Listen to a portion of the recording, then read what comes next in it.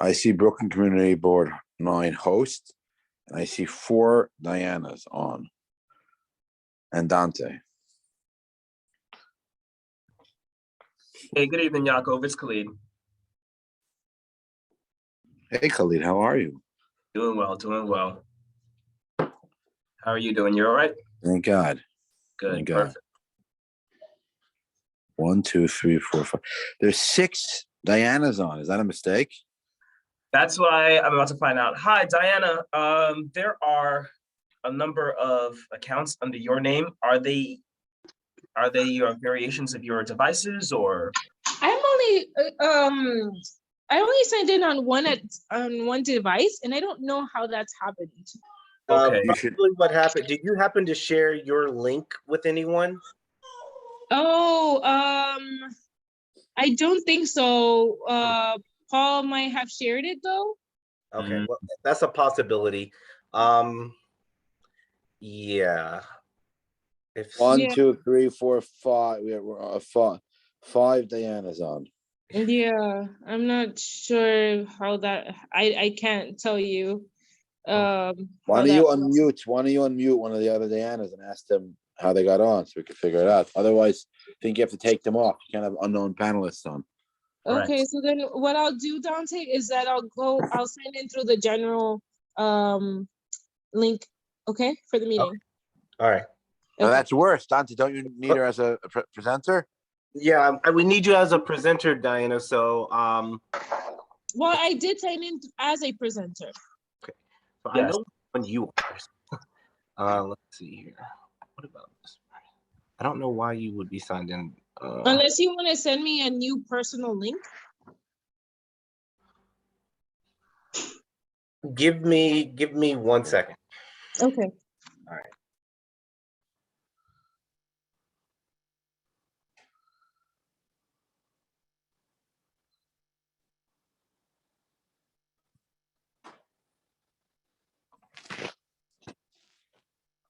Hey, everybody, it's Warren. Good evening.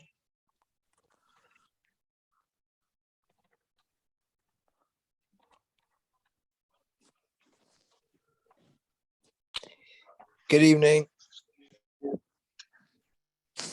I see a panelist who has Diana Soriano's name, but it's a gentleman. Can you let us know who you are, please? So I can rename you properly. Kristen Phillip, DDC. Oh, Kristen Phillip, DDC. Actually, it'd be better if you remain unmuted, maybe with your camera on, so I can definitely determine who's who, because our panelist room is filling up and the grid is shifting, so I'm losing track of. I Okay. changed my name myself. I hope that's okay. Let me know Yeah, if I'm please, thank you very much. If you're under Diana Soriano's name, but you are not Diana Soriano, please name yourself. Will the real Diana Soriano please stand up? I'm here, but I didn't know that people were gonna use my link.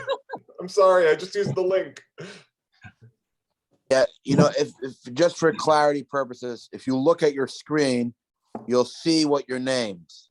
So it's possible you were sent a link with maybe renamed you.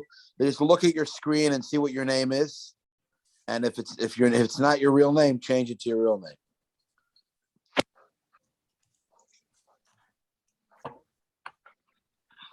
Good evening, everyone. Can you hear me? Yes. Perfect. Okay, let's see. One, two. Okay. I would just ask for all board members, if you could please name yourself and identify your affiliation if you're a member of CB9.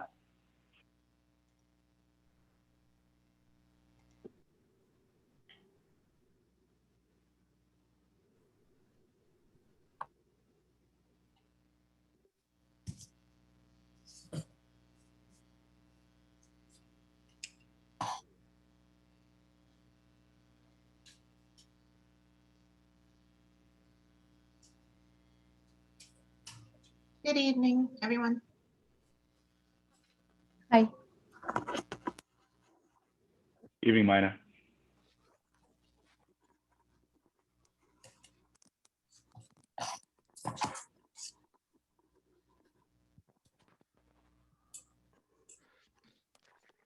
Good evening. So this is Kyrie speaking. I'm unable to update my name for some reason.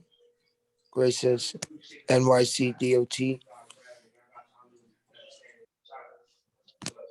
Okay, the office team has got you. They got you. Felice is here. Hey, Felice, how are you? Thank you. Hello, everyone. How are you? Hi, Warren. I'm very well, thank you. Very good. That's excellent. How is everyone else? Well, thank you. How are you? Excellent. Doing well. Well, yes. All right. So listen, just a quick, I guess, housekeeping update, everyone. We are still allowing people in and we are getting ourselves set up. We are going to begin in just a few minutes. We're just trying to give an opportunity for people to get in and get situated. So we thank you for your patience and we're going to begin the meeting shortly.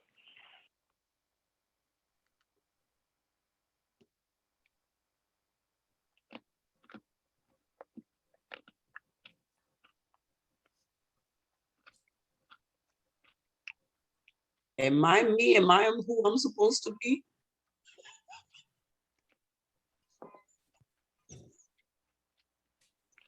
Warren, was that you?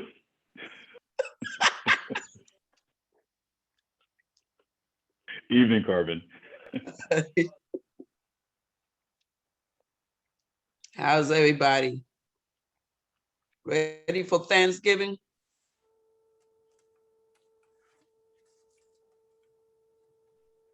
Absolutely. Just let me know where to go. I have my own napkin, knife, and fork. I agree with you, Fred. I'm coming over, Carmen. Better bring some McDonald's. I even bring my own Tupperware for later afterwards. Yes, I'll bring a dish. I'll bring a dish.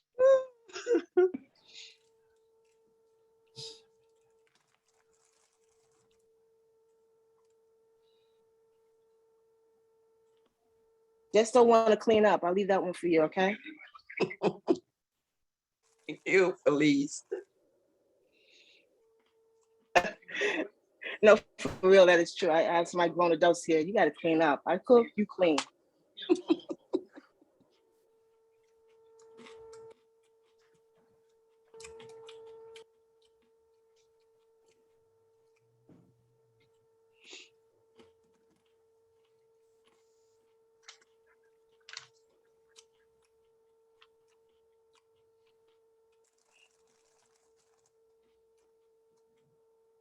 I don't know. I did last year a 12-hour turkey.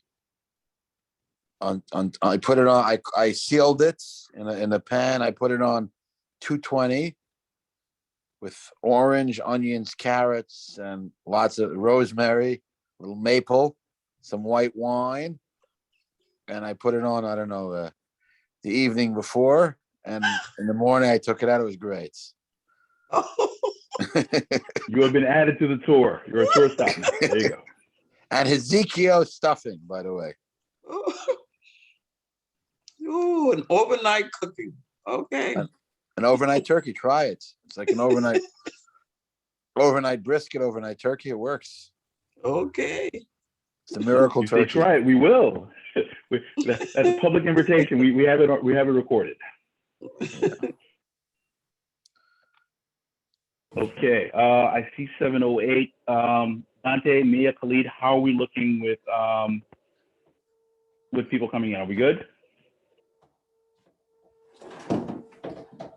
Yes, yes. Again, if you are under Diana Soriano from DOT, look at your screen. If you go to the top of the participants, it should say your name. If you're not Diana, just change your name so we can recognize you.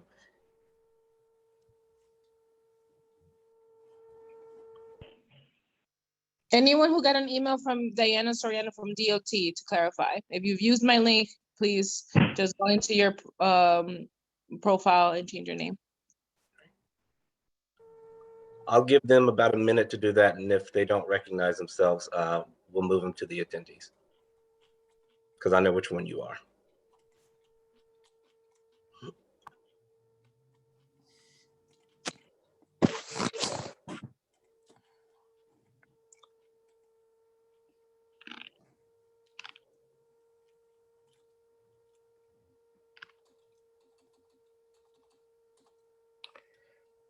There is a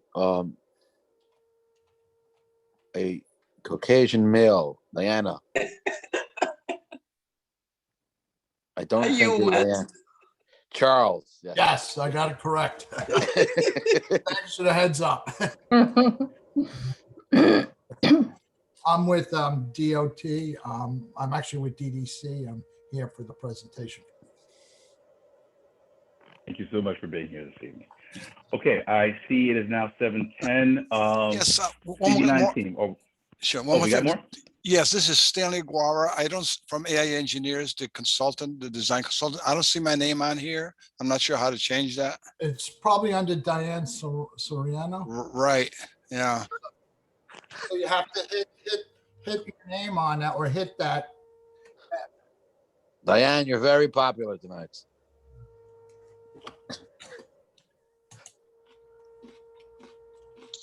I'm gonna play the lottery and try to see my luck.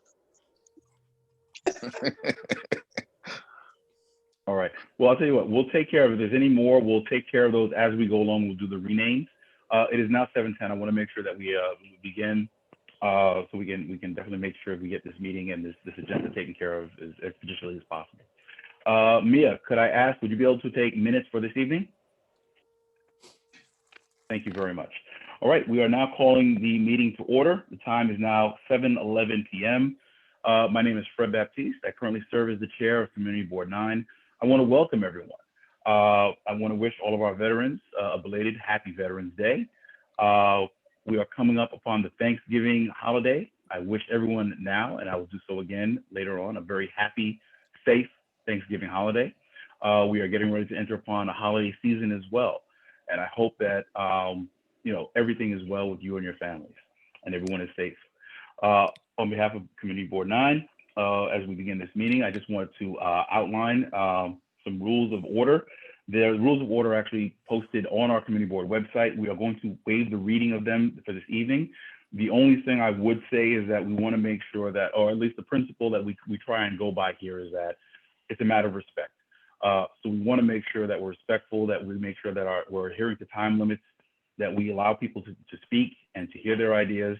We are not reacting to them. We are accepting what they are saying, and that we just treat each other with respect, especially given this holiday season. I think it's especially poignant that we point that out this evening. In terms of housekeeping, so we ask for all board members as you come in, if you haven't done so already, to please make sure that you rename yourself so that you can put your name there as well as your affiliation with the board for the benefit of the members of the public. If you are online on phone, because we're on the Zoom platform, if you wish to speak, we need you to raise your hand. That you can do by using the *9 function, which will allow you to raise your hand, and we can try and recognize the attendees. When we do so, we will promote you. At that point, you'll be allowed to speak before the board and the public. If you are on, I would remind board members, especially if you're on phone, you can use the *6 function to both mute and unmute yourself. I would ask everyone just to please make sure that we keep the hot mics to a minimum, so that way we're not distracting from any of the speakers as we're going through it. Okay, and with that, we are now going to move on in the agenda to our first item. We have a presentation with us, Department of Transportation this evening. I want to welcome them, and they are going to be giving a presentation with respect to the Washington Avenue Capital Improvement Project. At this time, do you know who's the first presenter? Who's speaking first? So I'm just going to introduce, hello everyone, my name is Diana Soriano from Department of Transportation and Brooklyn Commissioner's Office. Thank you for giving us your time today. I know it's pre-Thanksgiving, everyone's, kind of planning their menus, but again, thank you again for joining us. Paul Mercurio, who's online, will be presenting. And for any general DOT questions or follow-ups later on, you can please defer to me, okay? But based on the project by itself, you can ask Paul for any specifics. Paul, you have the floor. Thank you for that lovely introduction. So as Diana said, my name is Paul Mercurio. I'm with the pedestrian unit at City DOT, and we are the ones who are sponsoring this project, and we're working in partnership with DDC and their consultant, who are also here as well. So I am going to share my screen. And does everybody see the Community Board Washington Avenue Safety Improvement slide? Okay, so the project has two locations that we're here to talk about. First is at Washington Ave, President and Classen, and then the second is at Washington and Montgomery. Mainly, we're going to be talking about the one at President and Classen, but they're both here. But I think the bigger intervention is at President and Classen here. So the overall project goals: we are doing this project to create geometric safety improvements for these intersections. This project is also intended to provide and improve pedestrian accessibility. We're looking to reduce the crossing distance and improve the line of sight for pedestrians here. We are trying to reduce the vehicle and pedestrian conflicts that are occurring along here. We want to reduce the speed of turning vehicles, specifically onto Classen, which you'll see in a future slide. We are looking to improve the traffic signal operations at Washington and President right now. And then as part of this, we want to introduce some new wayfinding signs as well. So here we go. There we go. Okay, I was just moving aside the little Zoom window so I could see the whole slide. So really the idea behind all of this is that back in 2014, we saw a person died here. There was a fatality, and there was also a severe injury at the intersection of Washington Ave, Classen, and Montgomery. This project has been planned for a while now, but we did some digging, and that was the original impetus for this. However, for the last 5 years that we have the crash data, you can see that there have been 34 total injuries here, including, and in addition to that, 1 severe injury. Thankfully, there have been no fatalities at this intersection, since 2014, but it's still a dangerous intersection that we're looking to do some improvements to. So the existing and proposed conditions, this is what it's like right now. I think everybody roughly knows what this intersection is like. If not, I'm here to take you through it. So number one is the Brooklyn Botanic Garden main entrance is right over here.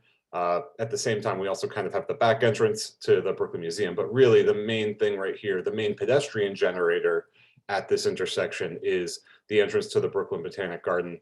And as you can see with our arrows, but not with actual striping, there's no way to cross right at the entrance there. You can see from this picture relates to this, it's looking to the west there, across into the entrance of the Botanic Gardens. And you can see we got somebody here who cannot cross, or there's no safe way for that person to cross. There's no markings. There's no designated crossing there, but people do it anyway. So the other thing that we see happening at this intersection is that we have a high-speed slip lane onto Classen right here. Since this is a very sort of soft turn, it means that people can take this at pretty high speeds if they like. And that's a problem if there's a pedestrian trying to cross here. And here is an image of that. This is where you're in a car looking north. And if you want to go up Classen, it's very easy to just stay at speed and make that turn, which can be problematic if there is a pedestrian crossing this crosswalk right here.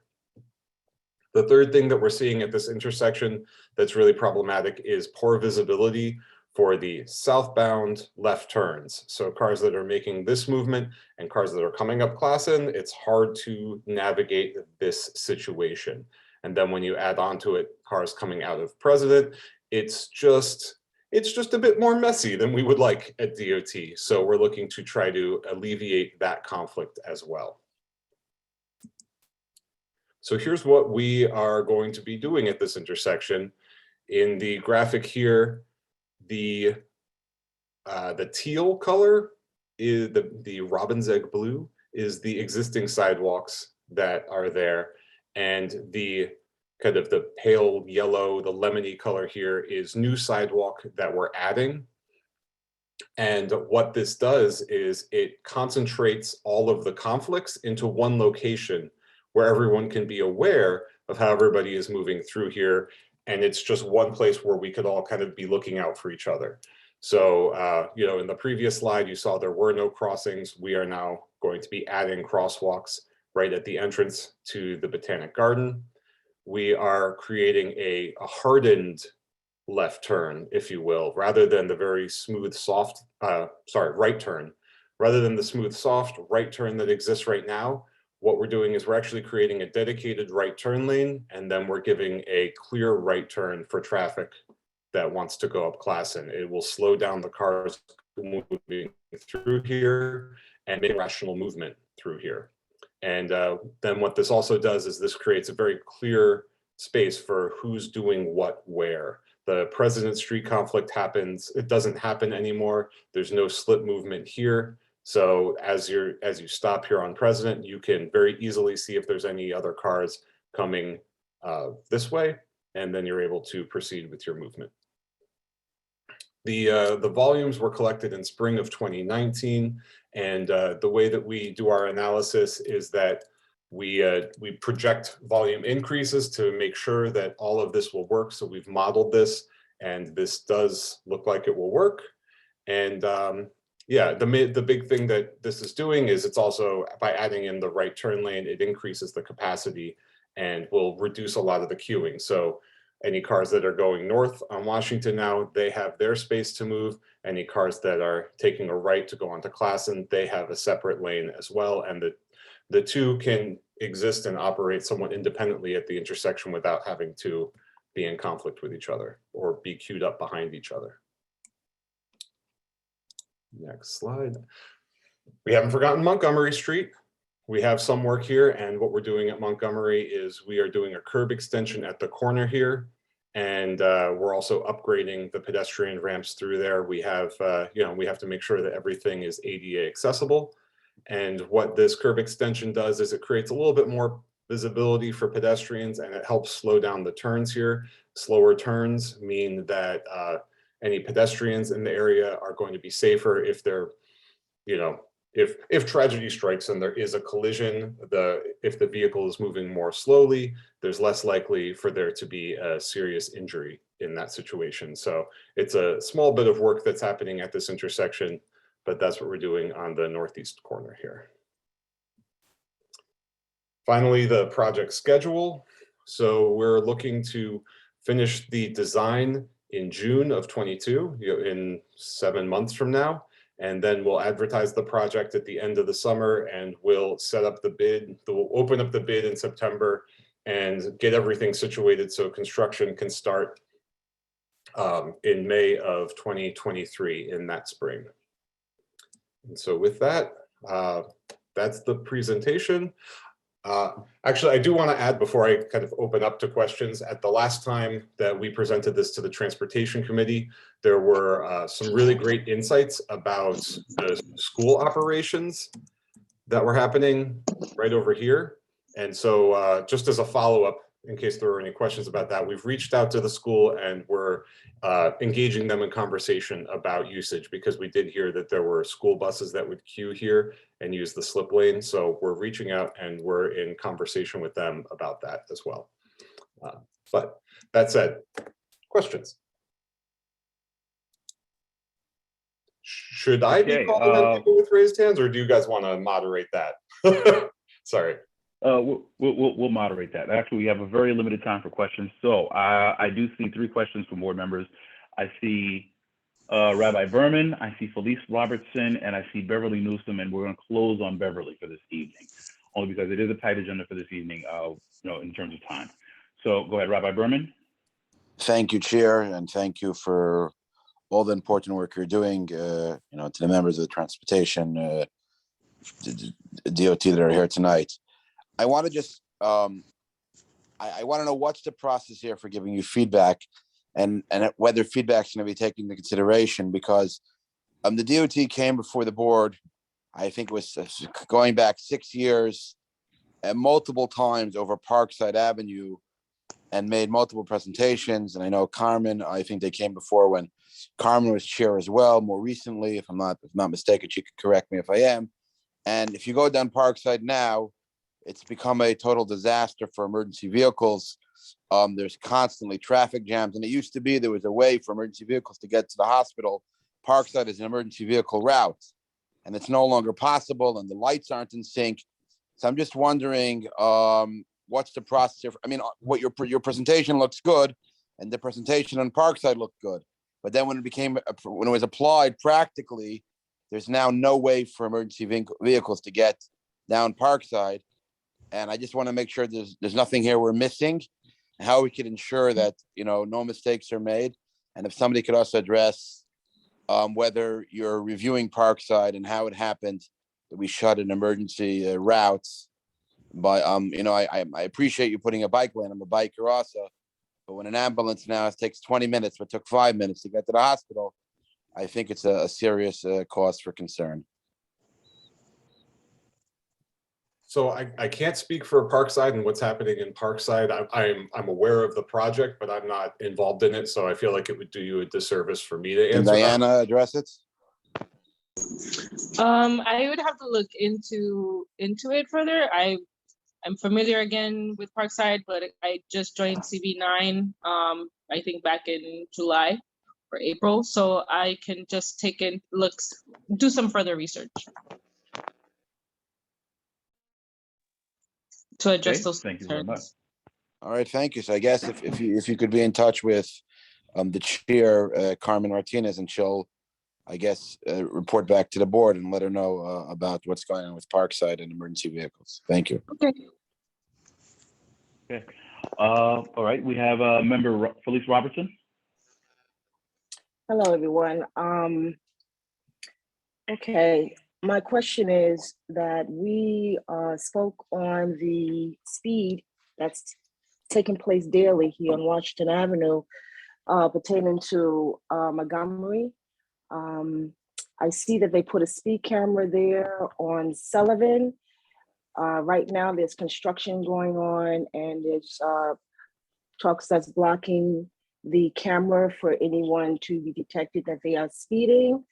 That camera may be effective there or not, because once they pass a certain parameter, they speed and they turn into Montgomery in both directions. And I hear that you want to do an extension. An extension doesn't help when a car, when you're dealing with congestion and they just want to get through, they speed through. There has to be another method in securing our safety. I have pictures I've given to, I know the transportation, I know Carmen has it, or CB9 must have it. And I know in having them to hold these or have these pictures, they must have given it to you at some point in time, where it shows that cars have ran into the building at 9:21.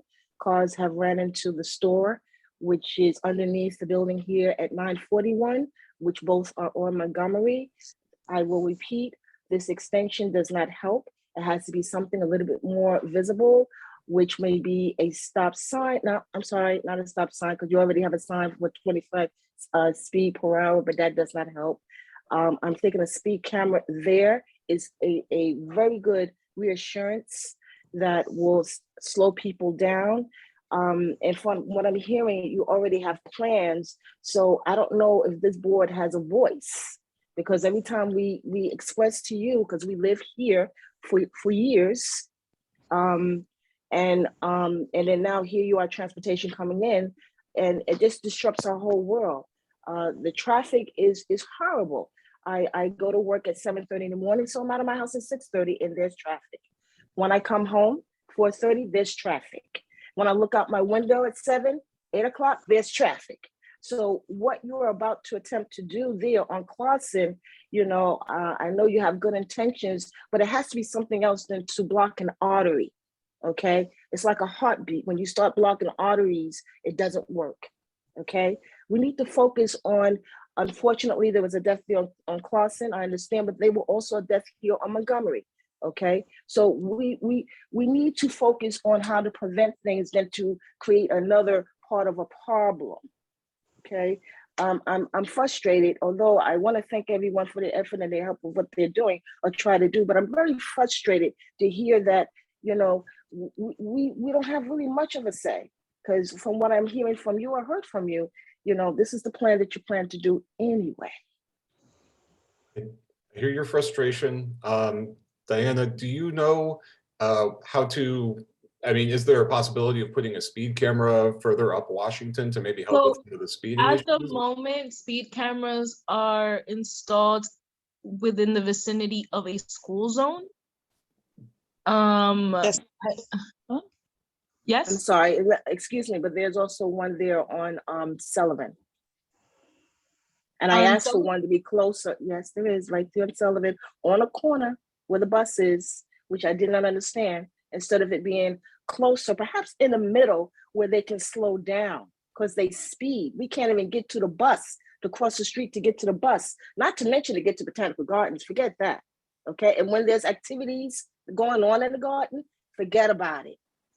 So do you have a DOT request number I can refer to? Because if you requested one, or maybe CB9 has, I can refer to that and see what the status is on that. I'm sure I do. Okay, we can go back to CB9 and they can, it should be there. Okay, so yeah, if someone can email me the reference number, I could look into it. Yeah. In terms Diana, of Diana, yes. we have actually addressed this request for a speed camera there several times. And we did forward you the communication with Commissioner Bray about it. He also have all of the pictures that we have. We also share his response where he said it was a budget issue. So we included it in our budget request for 2022. And I believe nothing came over it. So this is an old issue. This is not anything new. It has been dealt with repeatedly. Got it. So since you put it on the request for budget 22, what I can do with the office is see where that stands. All right. And I will also re-forward the email with the complaint number and Commissioner Bray's responses. Okay, thank you. And in regards to the traffic concern, overall within the city, especially after the pandemic, and I'm not saying this is the only reason why we're running into so much traffic. It's just, especially after the pandemic, a lot of people have purchased cars. So there are more cars on the road. And that is just one reason why traffic has been pretty, I want to say intense, because I drive too, and what used to take 30 minutes now takes about 45 to 50. I understand that frustration, along with amongst other changes. I don't know what I can say in terms of the back-to-back traffic. We're trying to solve accidents and save lives. So I understand your frustration as a driver. If there's something specific about traffic that you would like to have another conversation about, we can definitely do that offline. Thank you very much. And just in the interest of time, so we have our last speaker for this will be Beverly Newsom. So it's a couple things along there. One, the construction that's on Empire and Washington hasn't been finished yet. So how are we starting this? Montgomery was changed from a two-way to a one-way to ease out their intersection. Now you're going to bubble out to make it easier for pedestrians. What about the parking spaces that go all the way down Washington? Stepping out to see beyond those cars, how's the bubbling out going to help that? And going back to what Felice was saying about the traffic is so bad already on Washington that the bus doesn't come out of the lane of traffic for fear of being unable or taking too long to get back in. So all of these changes is being made without consulting the community. Again, you're letting us know what you're doing, but you're not telling us before you do it. All the changes that DOT has made so far, it's only worsened the situation. We need a different solution. The lights on the corner of Washington and Empire still hasn't changed. People still don't know that it's not their turn to cross when the cars come in from Flatbush. All this construction is going on, and that basic thing has not changed. Please address that. Okay, thank you very much. Anybody? I don't care. No, Fred. How many times have they come to us with changes over in the same little section? The same little section. And they're telling us, by the way, this is what we're going to do. No, I absolutely agree with that. I definitely agree with that in the sense that, and just to expand, I think that has definitely been a sense of the community board where, you know, it's to what Ms. Newsom just said. You're telling us what you're going to do, as opposed to saying we want to be a partner in this in terms of figuring out how to really, address this. So there's definitely a concern with that. I gathered from the presentation that the design is supposed to be completed by June 22. I think we are probably going to need more conversations with respect to that before this even goes to the design phase and we're going out to bid. Because I think that, what you've heard from a number of speakers already is that there are definitely still concerns with even this plan right now in terms of how this is going to work. Fred, even when we went to them to put speed bumps on Sullivan, because people are racing down the street, they said, no, speed bumps aren't warranted. You should see how they fly down Sullivan, and there are 3 schools right there, but yet they can come in and do this. No, God, I mean, we got to do something. I don't know what, but this coming in, telling us what you're going to do as you jack up the traffic in our community is not the way to go. No, I agree. But just in the interest of time, not that I want to waive this I understand, off, Fred. something that, I get it. But this is something, but the one thing I do want to say is that, we have our chair, the transportation chair who is here. That transportation committee is on top of it. So absolutely, I think we're taking this, and Carmen, we could probably talk offline about, we really probably need to, not to throw more work at you, but just probably stuff that has to be on your agenda. And DOT would probably, really would like for you to come back in terms of, we might need to discuss some of these things point by point. And again, to the point that's been said, rather than you coming to us with a proposal that you've already blessed, it's really about developing something in this district that we say, listen, this is something that everybody wants, needs, and we can all live with. so to that point, for this design, I think that, and I'll leave it to Carmen, we'll talk offline, if this is something that you're gonna be coming back, if there are gonna be other conversations. And the one thing I would say to the community as well with respect to that is, this is something that, we invite you to make sure that you're paying attention to the Transportation Committee when they're meeting. A lot of this, unfortunately, is things that we can't necessarily hash out in the board meetings. But absolutely, I think the Transportation Committee is on top of a lot of these things, and that's the place to really have these conversations. And the Executive Committee and the board are going to support all these. Okay. But I do want to thank all the members of DOT who came this evening. Thank you for the presentation. But we do look forward to continued conversations in terms of adjusting this to make sure that this is something that's suitable for the district. Well, Thank you for your time today. Mr. Chair, may I add that the Transportation Committee at our meeting during the presentation, we had our concerns and we expressed our concerns. And which is why I wanted DOT to come before the full board so that they can hear more concerns. We want to, as Jaco brought up the Parkside Avenue project, we want to make sure that number one, money is not wasted doing construction on projects that winds up harming the community and may have to wind up going, getting redone all over again. So I think that it's important for DOT to listen to our concern, for all of us to work together on a project that's going to be beneficial to the community as a whole, which is why I thank you for allowing the Transportation Committee to invite DOT to make this presentation so that the board can have an opportunity to have their say as well. Thank you to Madam Chair and to the Transportation Committee. And this is to be continued. So we're going to definitely be talking a little bit, a lot more about this as well. But again, thank you to may the I DOT team for interject, coming Fred, out this evening. please? Very May I briefly, we got to interject, move on. please? Very Okay, briefly, I we just got to want move to on. commend Carmen for all her efforts, because she's been a very good chairperson and she's been helping out a great deal. I just want to give kudos to her and all her efforts, even though we're trying our best to make sure that the transportation would hear us. Please, thank you. Absolutely, and that's why we're going to appoint her for 4 more years. Well, she has my vote. All right, but again, thank you, everyone. It wouldn't be a good committee without Felice and Valerie. They are the firecrackers. You're term Right, limited, but Carmen. you're They the point changed the law. person. You're the point person. Okay, all right. My apologies. All right, so we're getting back to the order of the day. All right, next on the agenda, we have an SLA application to the State Liquor Authority. We have the Chair of Public Safety. You here?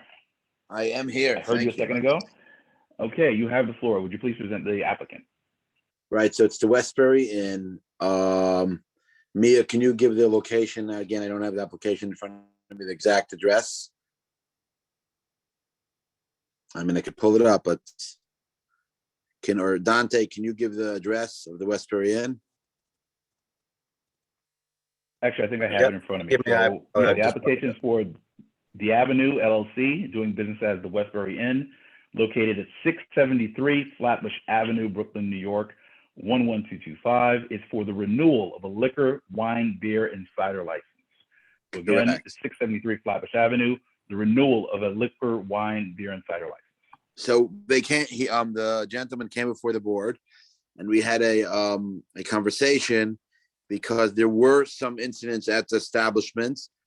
There was a older gentleman that I think smashed a bottle of beer over somebody's head, and a few other incidents that happened at that establishment. Nothing directly related to the establishment, but we spoke to the owner about, right now he has somebody checking for vaccine cards. So he agreed to have whoever is checking for vaccine cards also to be alert and look for people that look intoxicated, that may be drunk. Because the laws in New York State, if you're under the influence already, you're not allowed to serve them any more alcohol, and to try to prevent them from entering the establishments, and to speak to staff about also being more, careful about these issues. And we voted, I believe it was 4 approve and 2 abstentions. So we do recommend that the board approve this application, being that the owner seems like a responsible person doing his best and is agreeing to do, to put the effort in to make sure that there aren't any more incidents at his establishment. I also spoke to NYPD, and they did not feel that the incidents that did happen rose to the level of a rejection. They thought that we have to work with the owner to be more careful, but not that we should reject it outright. And I think that, and the committee agreed. Okay, thank you. Is the applicant here this evening?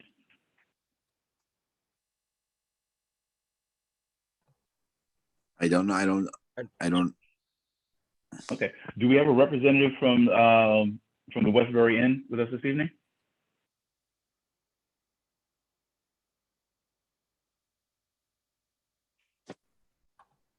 Mia, Khalid, Dante, do you see any representative from? Maybe he is in the attendees room, and if possible, Mr. Raphael, please raise your hand.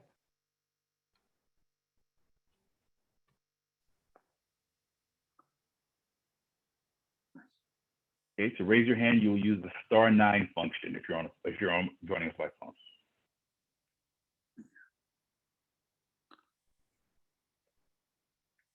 Okay, I do not see Mr. Raphael. So I don't see a representative. At this time, we will take a couple of questions. Rabbi Berman, would you take a couple of questions with respect to the application? I'll do my best. And Rashida, are you here? I also want to say that Rashida was appointed as the vice chair. We voted, and I'll try to answer. And if Rashida's here, let Rashida answer more insights to some of these questions. Okay.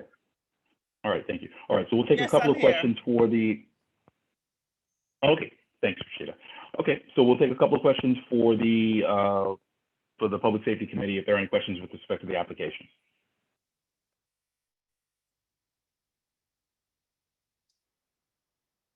Okay, call second time. Are there any questions for the Public Safety Committee with respect to the application? Okay, seeing none, we will take up the matter in the business session. Thank you, Chair. Items. Thank you very much. Okay, we are now going to move on to the public commentary period. The public commentary period is scheduled for a duration of exactly 30 minutes. Those speakers who are going to be speaking before the board, you are allowed 3 minutes to speak before the board and the community. Ms. Hilton or Mr. Arnwine, do we have any speakers scheduled for this evening? Yes, we do. Mia has the list. Okay, to just read the speakers list that you have so far. Sure. Pre-registered, we have Martina Victoria, Alicia Boyd, Talon Glenn, Teresa Westerdahl, and Sonia Prasad. Okay. All right, so let us begin with those registered speakers. If there's anyone else who wishes to speak, please raise your hand. We will add you to the speakers list. As long as we have sufficient time, we will try to make sure we get as many speakers as possible. All right, so we will begin. Can you promote, and I apologize, it looks like my video has gone out. If we can promote Ms. Martina Victoria.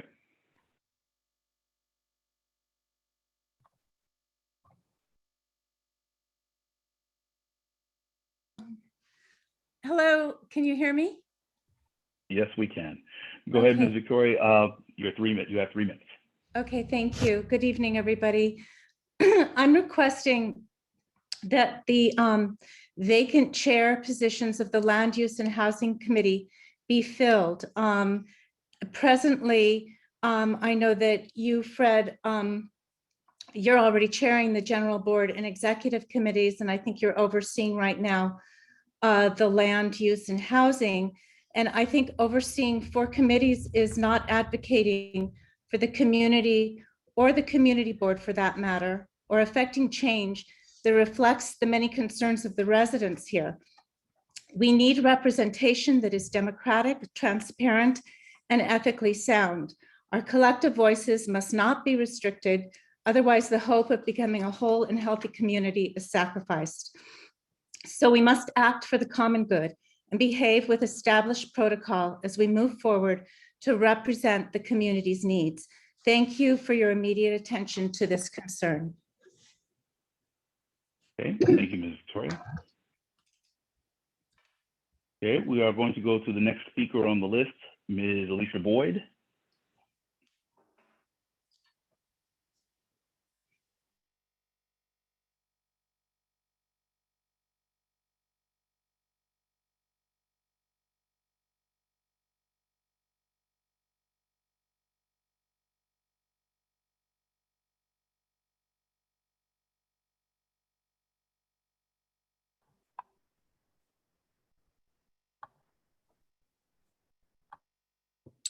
Hello, this is Alicia Boyd, and I'm calling all the way from the other side of the world because I believe that what's happening in Brooklyn is very serious.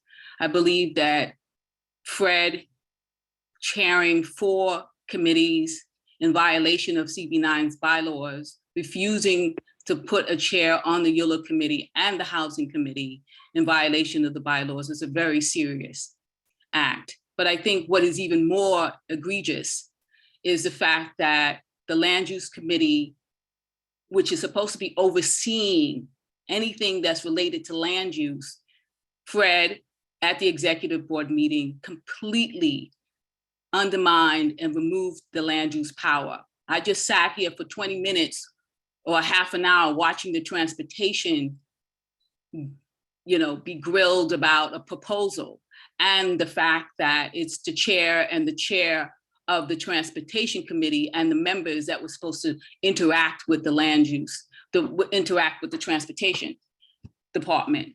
Yet there is a proposal now being skirted about a rezoning in our community. And now that proposal, the land use committee placed a motion on the floor for them to be kept informed, for them to attend these meetings of this rezoning application. And Fred said no.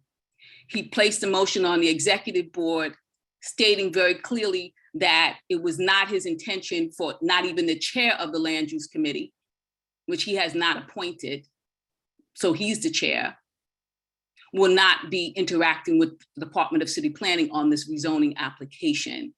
That only the executive board is supposed to now follow up on agencies' behaviors, even though we just saw how he said that it's the transportation committee that's supposed to do that for transportation, but not for land use.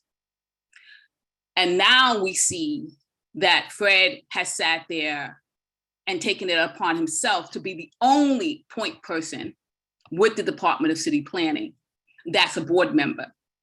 He placed a motion at the executive board stating very clearly that it's now the executive board members that are supposed to oversee the Department of City Planning's, but only him and Dante, who is not a board member. Dante is an office manager. That is his job. He doesn't do it very well, but it's his job. It is not his job to sit there and act as a board member, to interact with agencies and make sure that they're doing their job. That's the job of committees. The Land Use Committee had a motion on the floor to do their job. And as we now call him, King Fred has decided that that motion would be denied. The executive board does not have the power to disempower a committee motion. Please read your bylaws. Please read the city charter. It is not their job to do that. It is the board's job. If the board does not want the Land Use Committee to be involved in a rezoning application with the Department of City Planning, then that motion has to be placed before the board, and the board has to make that determination. The executive board does not have that power. But what we do see is we see that Fred has decided to chair the 2 most important committee meetings, refusing to place chairs on there so he can have control of the agenda, he can have control over what gets discussed, and he then has control over what gets pushed in front of everyone else. Thank you very much, Ms. Boyd. Okay, so our next speaker is, and I apologize if I don't pronounce the name, Talin Glenn.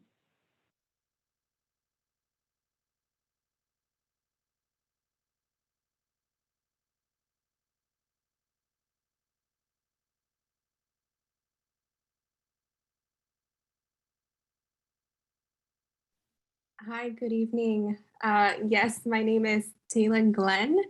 Thank you so much for giving me the opportunity to speak today. I would really like to bring forth my concern about the increased prevalence of childhood obesity in our community, especially since the start of the COVID-19 pandemic. As one of the most significant public health issues in the US, I believe it's important that we come together as a community to combat this issue. According to the NYC Department of Health and Mental Hygiene, the current nutrition statement for children's menu is 1,200 to 1,400 calories a day, and this statement is generally advice for children's ages 4 to 8 years old. And I recently came across a study done in 2016 by the Journal of the Academy of Nutrition and Dietetics, where researchers found that a single restaurant meal averaged nearly 1,200 calories. And already our children are maxing out their recommended daily calories with one single meal when they dine out. And this can contribute to a child's increased risk of obesity. And obesity can potentially increase the risk of heart disease, type 2 diabetes, stroke, and even cancer. And individuals who are diagnosed with obesity in their childhood are also likely to be affected by obesity in their adult years. So with all that being said, I just wanted to bring light to Senate Bill S-2544. This Senate bill aims to set nutritional standards for restaurants that provide meals that specifically target children. And the goal is to essentially change the food options provided by restaurants and diners and coffee shops, sandwich stands, anything, any food or beverage establishment, and any combination of food or drinks sold at these establishments that are specifically advertised for children to consume will essentially be required to meet the nutritional standards that have been set for children. So I understand that coming home after a long, exhausting day at work, it's very easy to just say, you know what, let's just order in some food tonight. And I think it'd be very reassuring to know that our children are receiving the healthiest meal possible, especially when it's not a meal that's provided at home. So I believe that Senate Bill S-2544 would be a great start in fighting against childhood obesity, as it would contribute to lowering the risk of chronic diseases. So therefore, I would like to ask you, board members, to please write to your fellow state legislators about this issue and how their support in getting this bill passed would truly change the future and the health of our children in this community. Thank you very much. Okay, thank you very much, Ms. Glenn. If I could ask, if you could forward any of the information you just provided, that you just shared, if you could forward that to the district office so that we can make sure we also get that to our Health and Social Services Committee, and as well be able to provide that to anybody else who asks as well. I will make sure to do that. Thank you very much. Thank you. All right, next I have Ms. Teresa Westerdahl.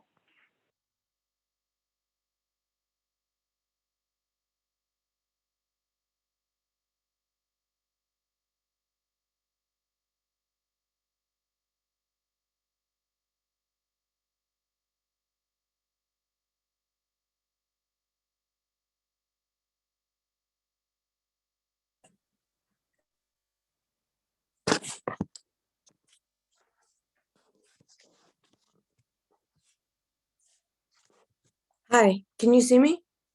Can you hear me? I can hear you. Unfortunately, I'm having a lot of video Yes issues, to both. but we Yes. can hear you. Hi, I'm Yes. Teresa Westerdahl. I'm a concerned citizen in CB9. I live on Sullivan Place in central Brooklyn. I've expressed this before, but I also, before I start, Maxine Barnes is signed up to speak and she can't get in. She just texted me that she's not being called on or on the list, and she signed up several days ago, spoke to Khalid, I guess. So, okay.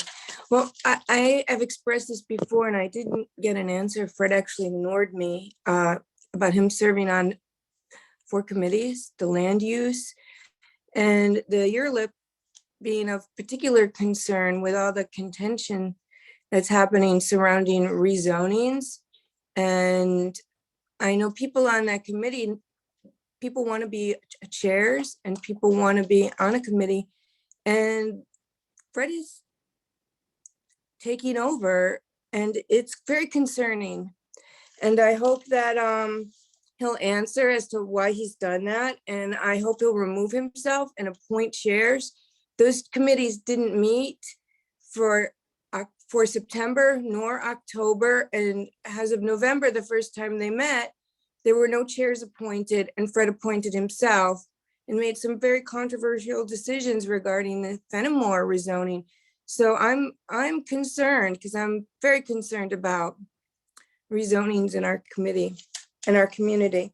So I hope he talks about that, and I urge him to remove himself and appoint chairs and let the committee meet and let the committee and our community decide what's happening with the rezonings, not take over everything. It's not a good picture. And I would really like people to be more involved with our committees and in our community, and they're being frightened off by the way the chat is run and the way the things are done here. People don't want to get involved because it's too stressful and controversial. And I would like this CB9 to be more welcoming and friendly and allow people to be more confident in speaking and sharing and address their concerns. Thank you. Have a happy holiday, everyone. Can you see the picture behind me? That's the lake at Prospect Park. So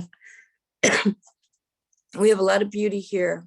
Let's enjoy it. Thank you.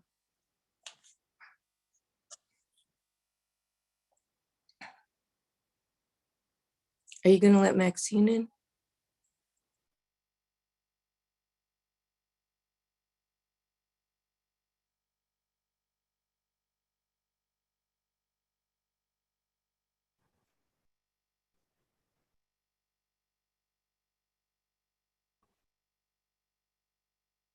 Fred, are you still there?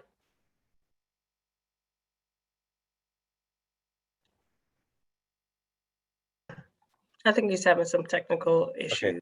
Okay, there he is. All right. He's back. You're muted.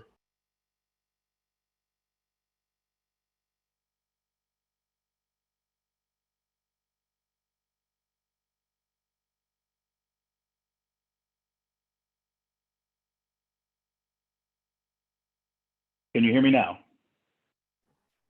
Yeah. Loud and clear. No, now your audio's out. So this, whatever the phone's, it's the phone. The phone's the problem. All right, can you hear me? Yes. Okay, good. Hopefully we got that synced. I apologize. Terrible internet connection. I guess everybody's on for the holidays. All right. Okay, so I was just saying, is Ms. Barnes in? Is she actually in the Zoom at this time? Can you confirm she's in? She is in. She's in the meeting. She is in the meeting in the good. attendees room. All right, and just to respond, she is there, and I do have her on the speakers list, so we will get to her momentarily. All right, but we will go to the next speaker on the list. I have Sonia Prasad. Is she here?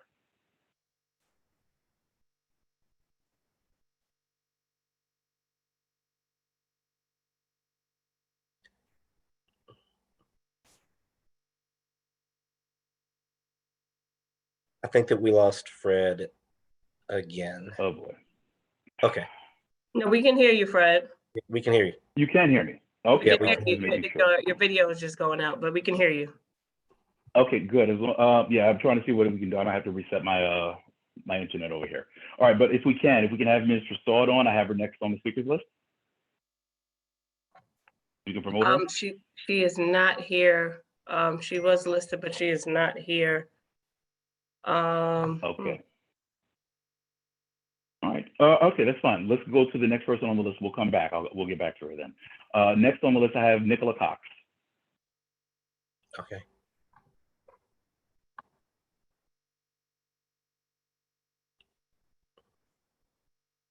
All right. She's coming in right now. Okay, thank you.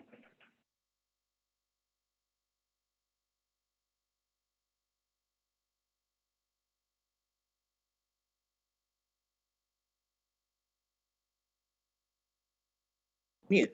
Okay, took myself off mute. Hopefully you can hear me now. Yes. Good evening, everyone.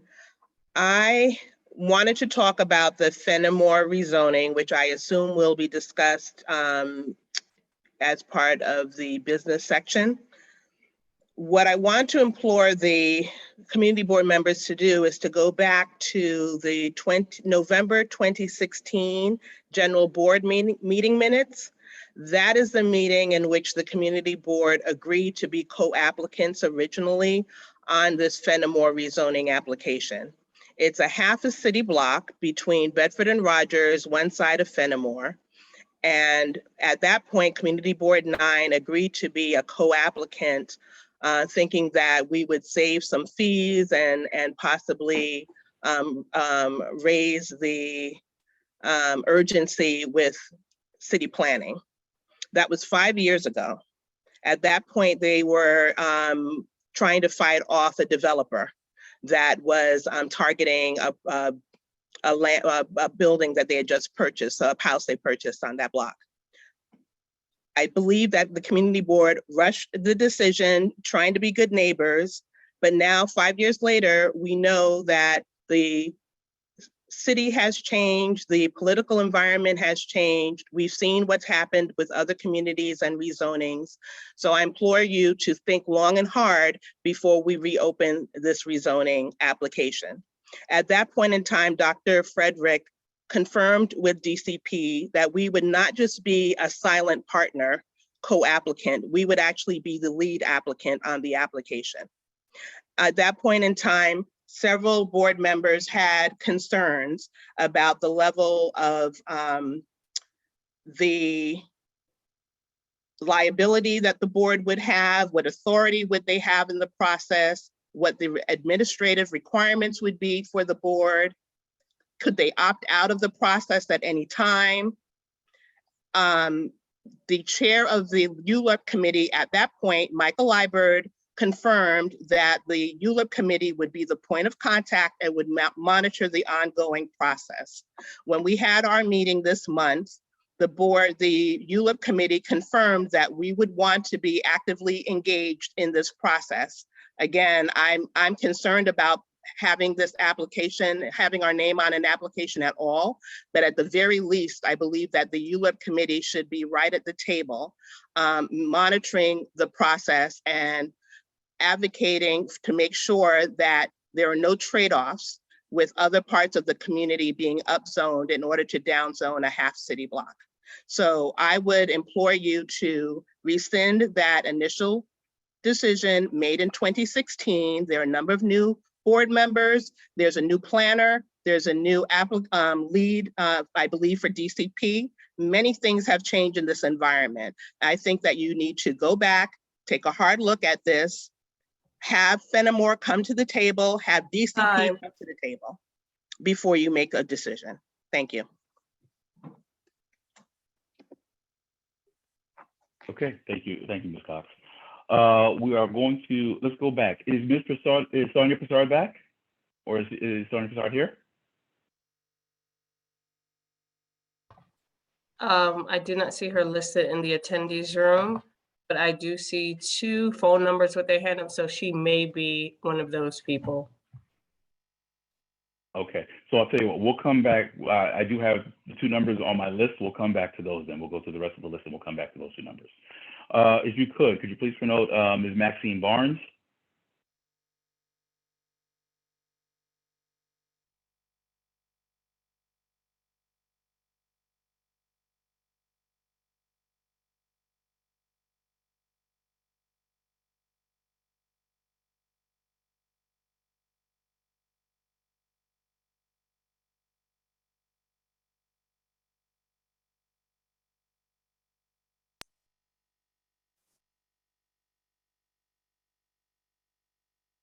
Hello? Yes, Ms. Barnes, we hear you. Yes. Good evening, community. My name is Maxine Barnes. I am the president emeritus of the 200 Sterling Street Block Association and co-founder of MTOP.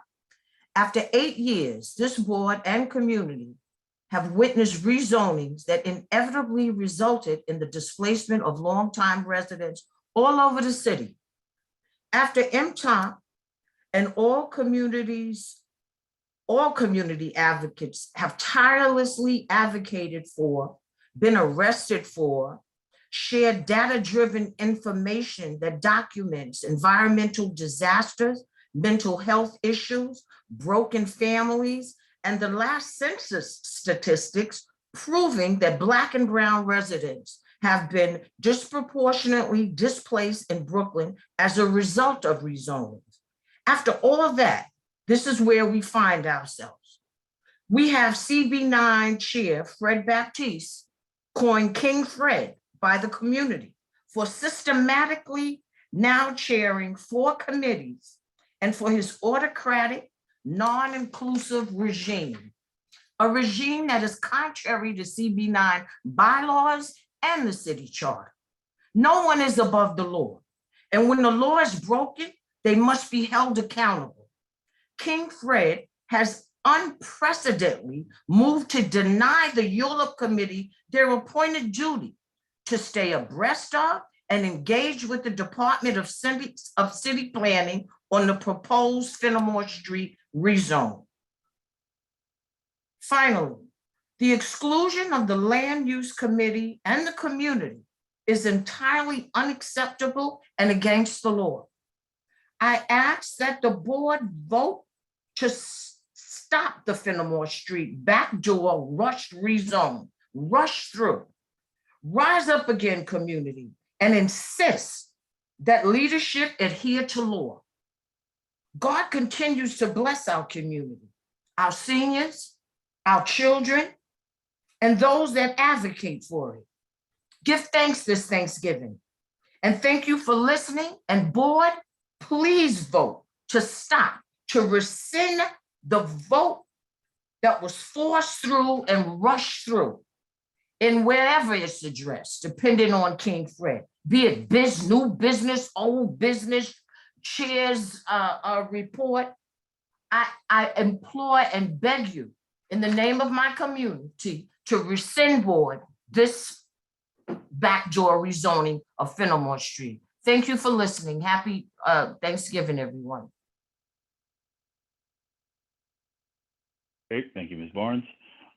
Next on the list, I have Board Member Amy Pinkerton.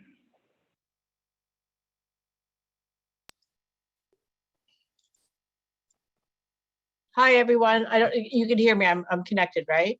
Okay, so I have a couple of things that I wanted to mention. These have been brought up in other meetings, and it's all directed towards the board. So there's 3 pressing items, and literally all the discussions today regarding the Fennimore block rezoning is a resounding part of what I want to bring up. So the first one is our agenda. It has been brought up in several meetings. I have brought it up, and I think others agreed that we have a boilerplate agenda, and that should not be. We're not transparent, and we're not communicating our topics to the committee and to the community prior to our meetings. I mean, the Fennimore Block Association should be a discussion tonight, but if anybody in the community was interested, they wouldn't know that it was on the agenda, because I don't even know if it is. We have a boilerplate thing that does not mention or carry over any topics that were left open from our previous board meetings. I don't understand why. No other meeting, no other business meeting ever does that. You have a thing called old business, but it should specify what old business perhaps we're bringing up. Maybe there's something we don't know and somebody brings to the floor, but we should always carry over open items from the previous. We only meet once a month. So it's kind of like we're not being transparent and fair to our communities if we're not telling them what we're talking about when we have a scheduled meeting. Second thing I want to bring up is the chat feature. I don't know if this woman is on the call tonight, but for at least 4 meetings, it goes into last year, someone, and I think I advocated for it as well, has brought up that it's very alienating and we are alone among community boards in disabling our chat feature. And, you know, I just had the odd alienation experience of calling into a number saying, you are entering as a participant, you are muted throughout the meeting. And then you're in this cyber world where you can hear people, you can't see them, you don't know who's on the call, and you can't use the chat. That is not community friendly. We've been doing this for months, and I think all of us in our other aspects of our lives have had Zoom meetings that are engaging and you can communicate. And the chat feature is a voluntary engagement. If you are distracted by it, disable it for yourself. But we've heard from Fred and others, saying that this is brought up or will be discussed in the executive committee, and yet we don't hear what the discussions are. We don't hear the pro and con arguments. I think tonight we should discuss it, and we should put a motion on the floor to basically vote. Do we want the chat feature to engage our community? We should just go forward. You don't need 8 months to decide if you need a chat in a Zoom meeting. And then the third one is the committee meetings. I mean, I don't see anything on our agenda tonight to discuss the high points of committee meetings. And like this Fennimore Avenue Street Block Association rezoning seems to be a very hot topic. And if it was brought up at the executive board, I don't understand why it's not included in the agenda. And I don't understand when we get to know, if we don't go to the executive meeting, what the committees have to say. We just got a data dump late today with like 8 agendas to review before we come to this meeting. That's my commute time, and it's very difficult to kind of assess all of this stuff before we meet. But okay, thank you. Thank you, Ms. Pinkerton. All right, we have 2 phone numbers. I have one number ending in 7189 for public commentary. Can you promote that that attendee?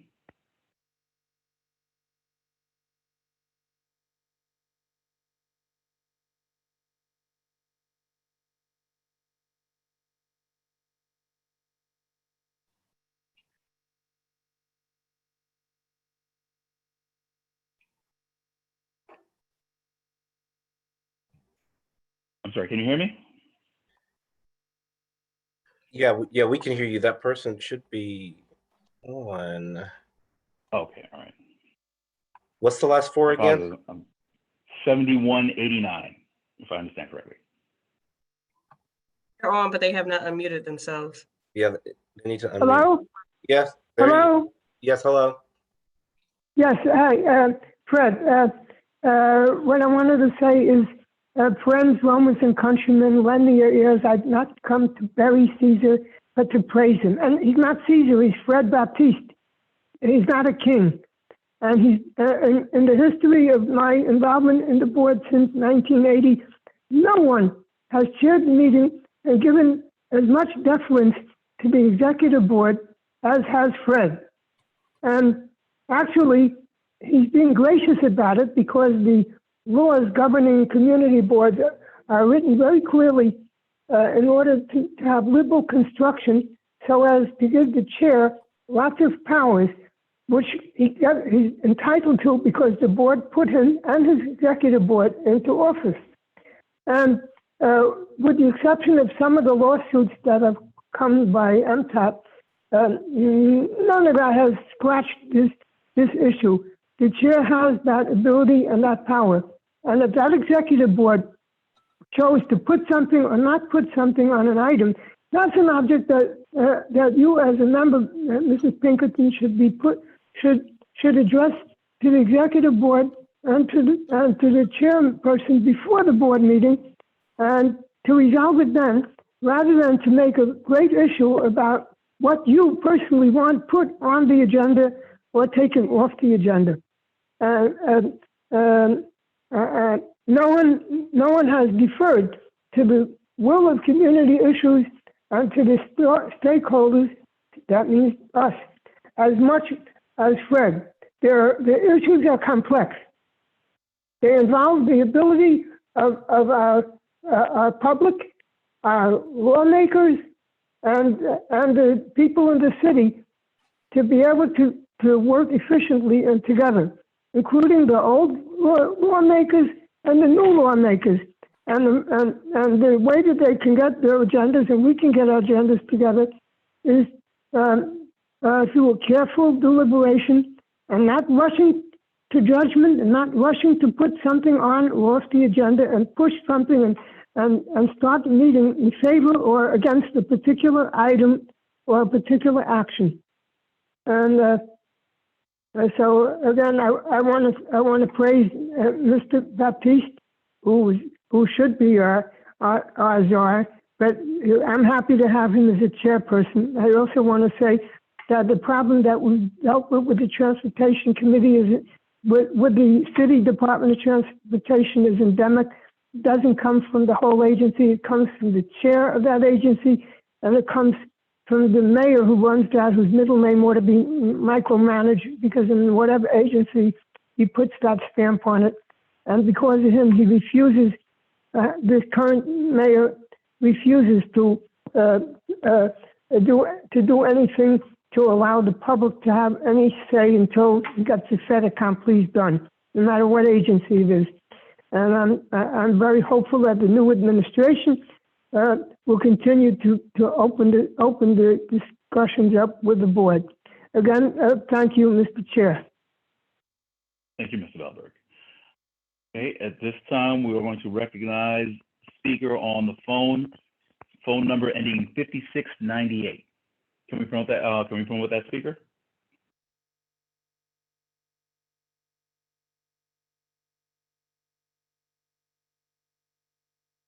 This is Miss Williams. I put my hand up to speak because I have been muted all night and I was not able to hear or say anything.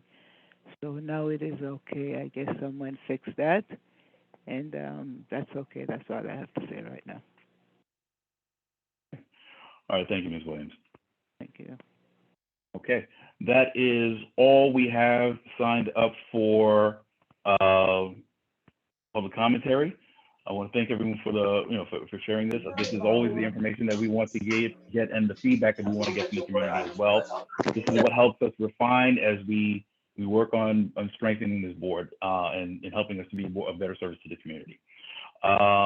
Before we go into the next section, if I could ask Mia and Dante, do we have a representative from the Westbury Inn? I'm here. Richard is here. Okay. How you doing, Richard? Okay. So we're going to go back just a moment. So we have the applicant for the SLA application. So if you could, Richard, if you could please just give us a little bit of information about your establishment. Tell us how long you've been there. Tell us about your business and how long you've been in the community. Sure. So good night, everybody. My name is Richard Raphael. I've been there at the Westbury, and this is actually my third renewal, so about six going into 6 years now. Westbury is probably a local bar, pretty much in the neighborhood. Probably the second bar on Flatbush. We're located at 673 Flatbush Avenue.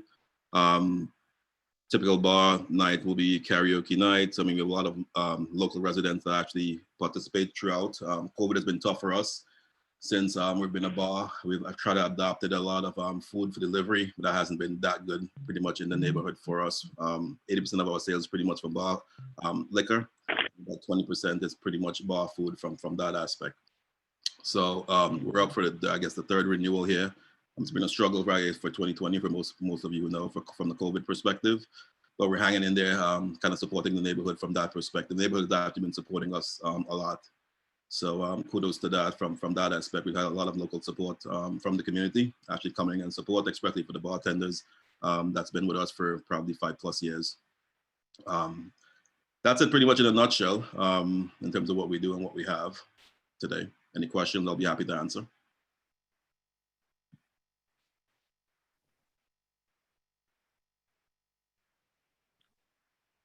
Okay, I think that we lost Fred again. Maybe, Fred, are you still there? I can see it moving now. Yep. Can't hear you. Okay.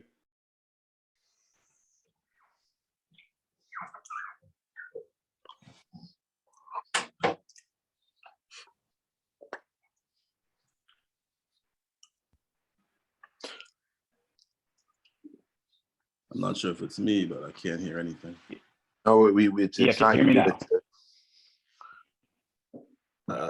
All right, I'm going to try, and I apologize for all the, I'm going to try and reboot and log back in.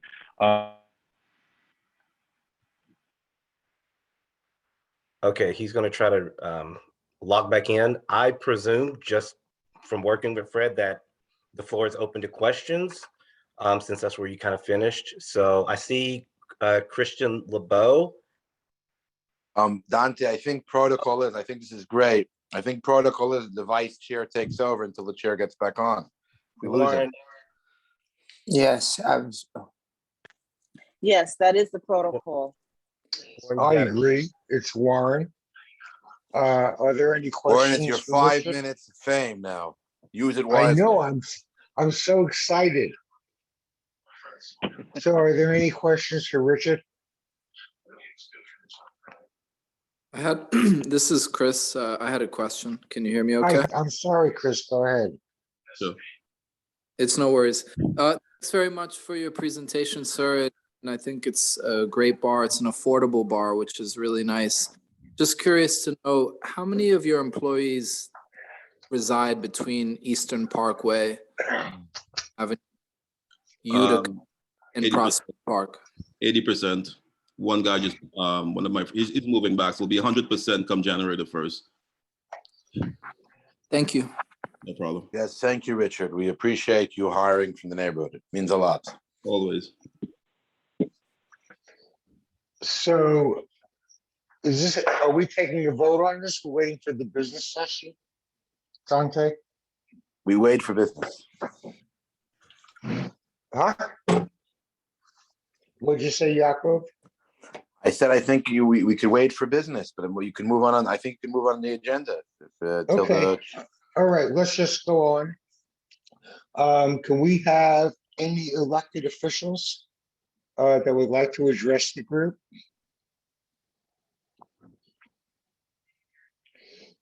Me or Dante, do you see Lauren, anyone? just to bring to your attention, you have board member Kyrie Aline with his hand raised, perhaps to the question for the SLA applicant. Okay, go ahead. Kylie? Hello, good evening, everyone. Good evening, Richard. How are you? So yeah, good, thanks. It's great to have you back and be here. So my question is, again, we all love your bar. It's a staple in the neighborhood in terms of it's one of the first bars, you're right. I think it is the second bar as you enter into Flatbush. Yep. And with that being said, my question remains, do you have anything else in addition from last meeting to present to the board in terms of the security? Or I know you were saying because of COVID, it was difficult to hire additional staff. Yeah. However, security would help, and maybe just That's maybe common. on the weekends or an alternative. Yep. So throughout the vaccination restriction, we've had security on board. We have, as you said, a decrease in patrons about 40%, just based on vaccination cause alone. And as I promised, I'll try to look into it, especially for the weekends. Coming into winter, again, we have the dip in revenue because it's getting cold. There's no backyard to use. So I'm still doing that pretty much an assessment overall, if we can afford it. And it's really an affordability question. It's really more financial, and I would love to do it.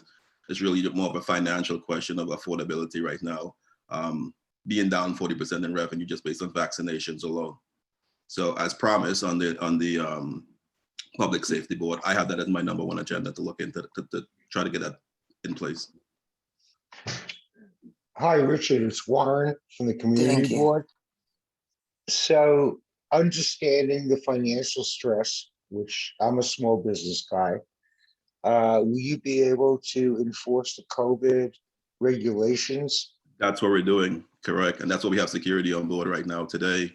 And that's what's cost. That's what I was saying. The 40% of our clientele are not vaccinated. So that's a 40% of revenue dip. And that's pretty much just based on the community. Right. So what happens when the winter comes, and I've been in the restaurant business? Yep. Who do you have for getting security? Will you have staffing to monitor vaccinations? So that's part of the health The department. warrant, this is addressed at the committee, Richard, if I could. Go ahead. interject here. Yeah, go ahead. He has a staff member who's checking for vaccinations. And we asked him, although the staff member is not trained to detect, people that have high levels of alcohol.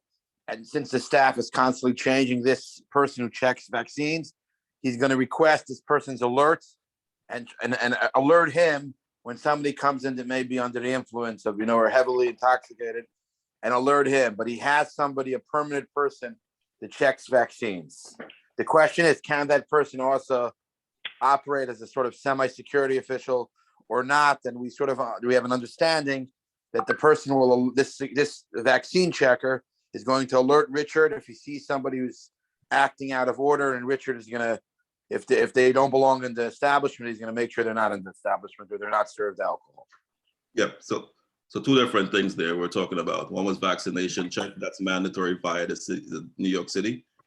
So we passed that from a checkpoint perspective, that they come in and have those vaccination rules in place. The second is more of safety of people walking in from the street already intoxicated and causing chaos. So we're trying to address that from a security mechanism, to have somebody there, or somebody do it both. Very hard to do, but we're trying that avenue. I also want to comment, Warren, that Richard's going to be on board. We're doing a alcohol awareness campaign, and we're trying to create mandatory training, and Richard's going to help us do that. He's going to join. We're going to bring along some of the bars and liquor stores in the neighborhood.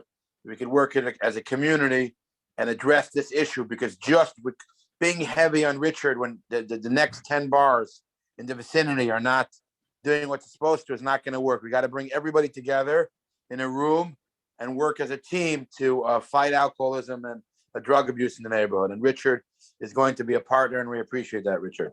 Thanks. Thank you, Jakob. Richard, I support you. I know how difficult it is when someone comes in intoxicated. So so you need someone there who can take care of that. That's my only point. Yep. And that's what we appreciate your business. We appreciate your employment, and thank you. Thank you so much for your time. I think Fred is back. Yes. Can you hear me? No. Yes. Warren, you are removed.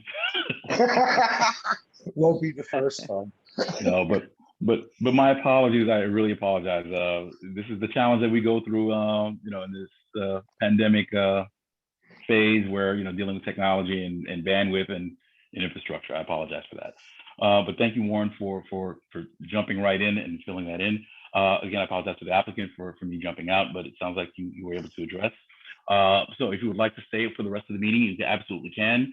During the business session, the board will discuss your application, and we will entertain a vote on whether to support your application, approve your application, and go on to the state liquor authority. Okay, so I think at this time, we are going to go on to the next item on the agenda, acknowledgements. Dante, Mia, are there any elected officials or their representatives who are on the line currently?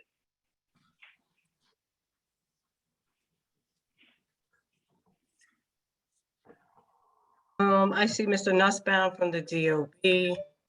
I do not see any elected reps.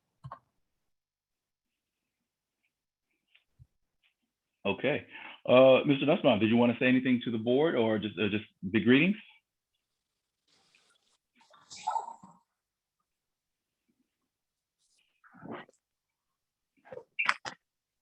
I was just trying to unmute. Do you hear me? Yes, we can hear you. Yeah, just greetings from Department of Buildings. First of all, we wish everyone a happy Thanksgiving, happy holidays. Just a reminder, as we're well into heating season, the importance of carbon monoxide detectors in the home. It's very important. Unfortunately, every year we have a number of incidents where people die because of this odorless, terrible, gas that you can't see or smell or anything else. So very important to have working carbon monoxide detectors, and also make sure that your heating equipment is well serviced. Other than that, just to mention that our website, nyc.gov/buildings, has been completely updated and much more user-friendly, a lot of information on there. So just wanted to let people know that. Thank you. Okay, thank you very much, Mr. Nussbaum. Okay, okay, as I do not hear of any other elected officials, we are now going to, oh, I'm sorry, was there another one? Very quickly, I believe Karen Crawford may be having some technical issues. She just provided me a text to just bring greetings from the DA's office. And if anyone has any questions, concerns, they can forward them to the BK09 email, and we will gladly forward them on to her. And she wishes everyone a wonderful holiday. Okay, tell her that the chair said he can definitely relate, and thank you for the wishes and the best to her and her office as well. Okay, all right, so with that, we are going to conclude the public session. We are now going to go into the business session. Mia, at this time, I would ask, could you please call the roll? For board members, please prepare yourselves to unmute so that you can confirm your presence. Okay, Kyrie and Lien. Here, and hi, Mia. Hi, thank you. Nicholas Almanor. Present. Thank you. Stuart Balberg.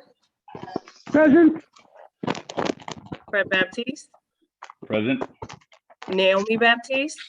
Present. Thank you. John Beckles Jr. John Beckles Jr. Rabbi Yaakov Berman. Present. Warren Burke. Warren Burke. We just heard from him. I heard he's here somewhere. Yeah. Augustine Blackwell. Augustine. Present.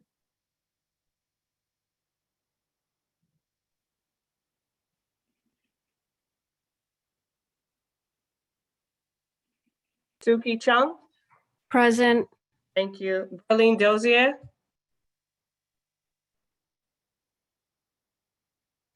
Rosemary Evering. Rosemary Evering. Tessa Hackett Vieira. Tessa Hackett Vieira. Bishop Hamilton Gonzalez. Present. Thank you. Sloma Zalman Hecht. Here. Prima Lasana. Here. Mina Lagut. Here. Francisca Leopold. Here. Melanie Lewis. Melanie Lewis. Matthias Limburger. Matthias Limburger. Matthias, you unmuted, but we couldn't hear you. Can you hear me? I can hear you now. Christian LeBeau.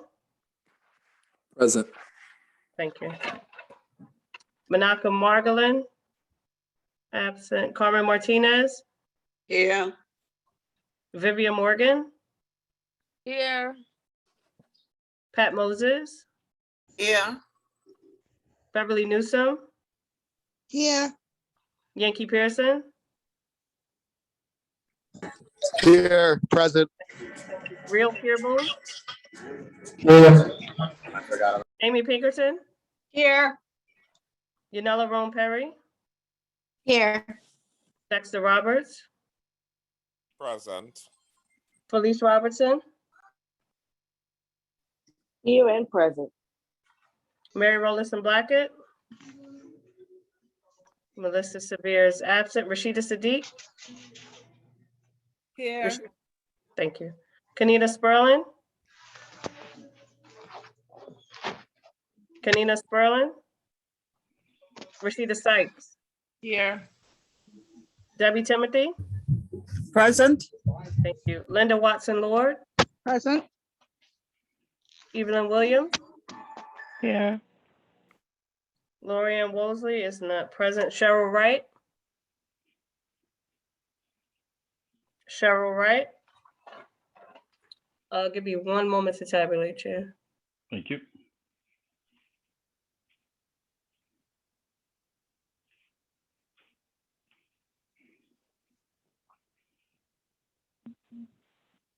Stuart Balberg is present.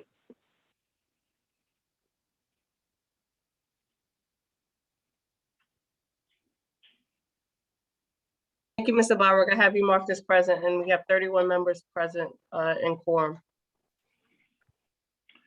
Okay, thank you. So we have 31 members present. We have a quorum. We are now going to move on to the next item in the agenda, the approval of the minutes for October. I understand that the minutes went out a little bit later today. Do members need a couple of minutes to review? Or can we approve?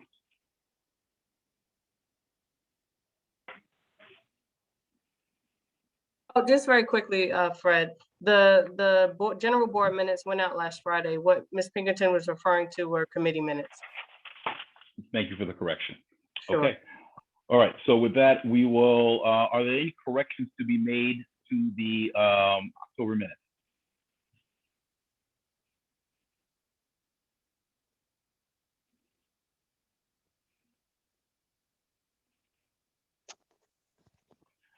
Okay, call for a second time. Are there any corrections to be made to the October minutes?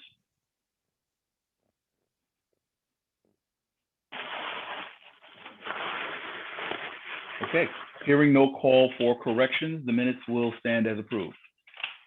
Thank you very much. We are now going to go on to the next item in the agenda. I believe I have the district office report. Yes.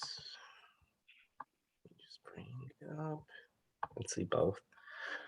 Okay, thank you, Mr. Chair.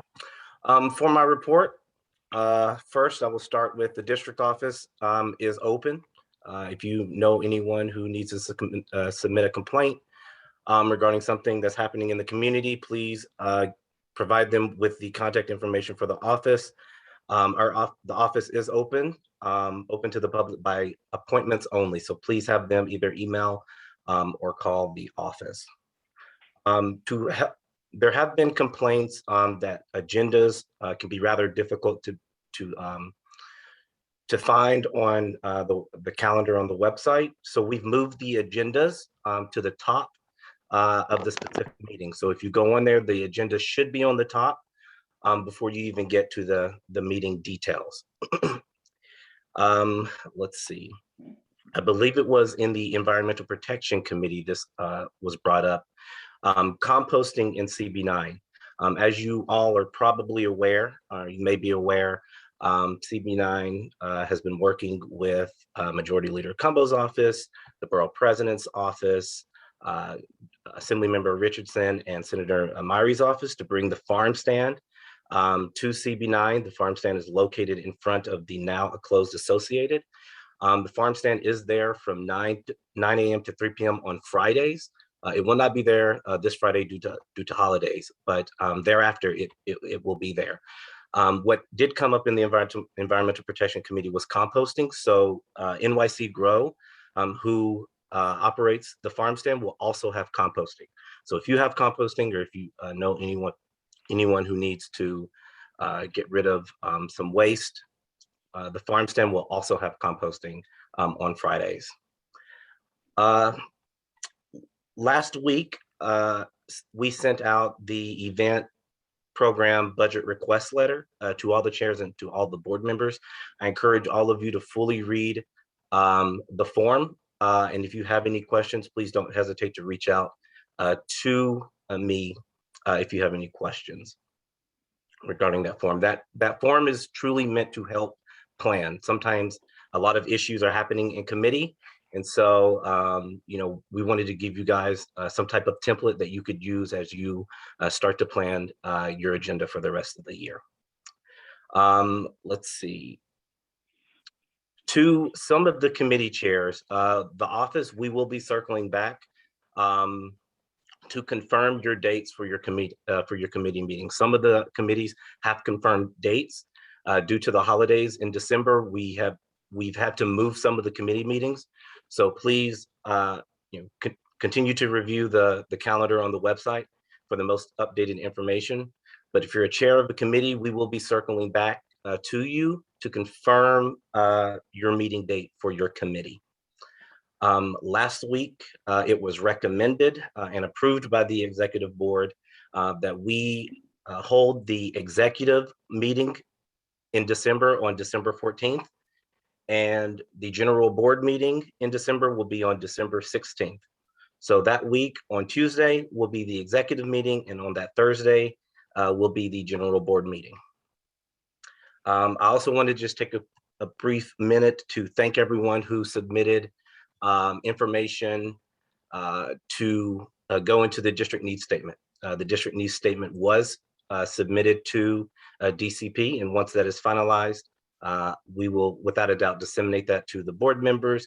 We'll post that on our website and also send it out in our weekly e-blast. Let's see, just a couple more things. As I have mentioned a couple of times, we are in the process of creating a new website for CB9. I have heard complaints that the current website may not be user-friendly. So we're in the process of building that shell out with the Department of Information Technology. Again, if you have any suggestions about what type of information may need to go on the website, please don't hesitate to give the office a call or send an email. And I will work with DoIT, the Department of Information, to see if we can get that information posted on the website for future use. And the last thing that I wanted to bring up was it was brought up, I think maybe last general board meeting regarding the budget. Sometimes it can be rather difficult to narrow down, to the dollar amount, exactly how much we have in OTPS. But at this time, the board has $10,602.24 in OTPS. OTPS is other than personnel services, and this is the monies that we use to operate the board office. That concludes my report, Mr. Chair. Okay, thank you very much, District Manager Arnwine. At this time, we will entertain a couple of questions for the District Manager. Just a couple of questions. We need to make sure we're very brief. What the agenda. All right, I do see Warren. I see Suki.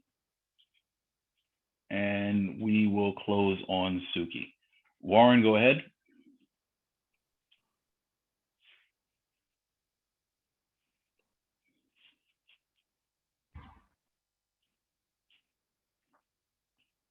He's Warren? Yeah, he's unmuted. Oh, okay.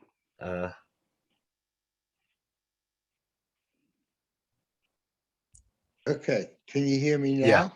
Yes. Okay, hold on.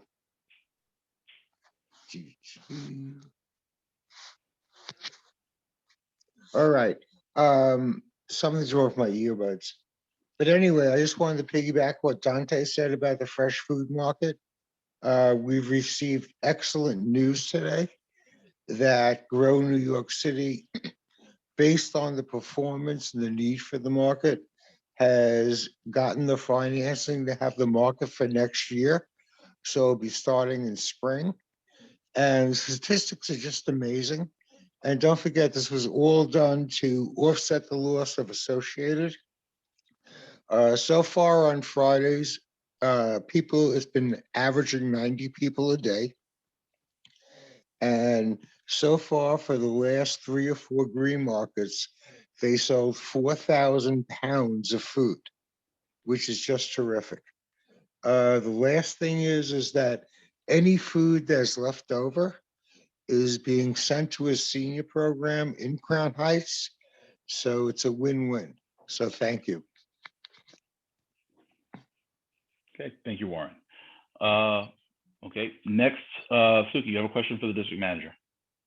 Yeah, I just wanted to ask if you could send out contact information for some of the agency liaisons, like for Miss Soriano, in case any of us have questions. And also with regards to the budget requests, I know at some point that the office told me we can't spend money unless it's a city approved vendor. Can you send out a link to like lists of city approved vendors? Is there a way that we can find out who is and isn't?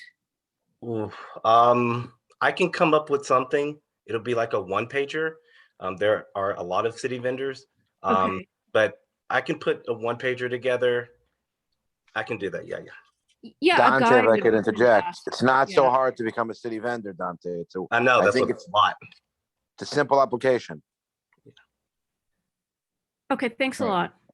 Right. I would also add, I think it's for the purposes of procurement. I think the main idea would be for when the committees are actually coming up with their ideas, to make sure that they've identified what kinds of vendors they would need. And then from that standpoint, then it's really a matter of vetting, okay, well, listen, if you have a particular vendor in mind, we'll check to see if they are. If not, they'll need to be, I think it's just a requirement that's there in terms of anybody that we're doing business with. Just something for the committee to consider as they're planning their projects. But the district manager said he'll communicate, to provide some additional information for that. Okay. All right. Dante, thank you so much. Really appreciate that. You know what? The one thing I wanted to do as well is committee reports. Now, the committee reports, what we are doing is, I believe, the vast majority, if not all of the committees, have already submitted their reports. Those should be available. I would ask any committees, if you have not submitted their written report at this time, if you will, to only provide a report if you have some immediate information that you need for the board to know. Otherwise, please, I would just ask the members to please refer to those committee reports. And as always, I would advise, if you have something that you're interested in or an agenda item, please feel free to attend any of the committee meetings. That is where the work of the board gets done. That's where we can have the full dialogue with respect to any items or issues in the district. At this time, do any chairs have a pressing item they need to report? And I would ask, please keep it under 60 seconds.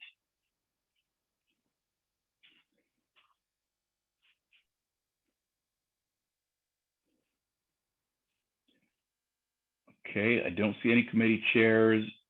Amy, did you have a question?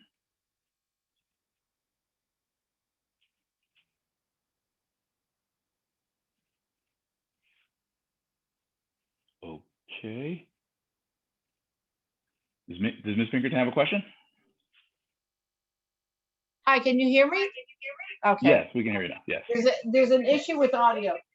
I just had a question for Dante, that we did have open items from the last board update. And again, going back to my Ms. Pinkerton, your audio's fading away. sorry. It's very hard. So my question to Dante is, we did have open items from the last meeting, and it would be nice to have you address them specifically during your update meeting, saying these are carryover items from our previous meeting. This is the status of them. And I just feel like there's a disconnect from meeting to meeting. We should be a little bit more friendly for communications and transparency on board operations. Okay, Ms. Figures, do you have a specific item that you wanted a follow-up on from the district manager? That was my follow-up. He didn't mention specifically follow-up items from the October meeting. I know we had open items.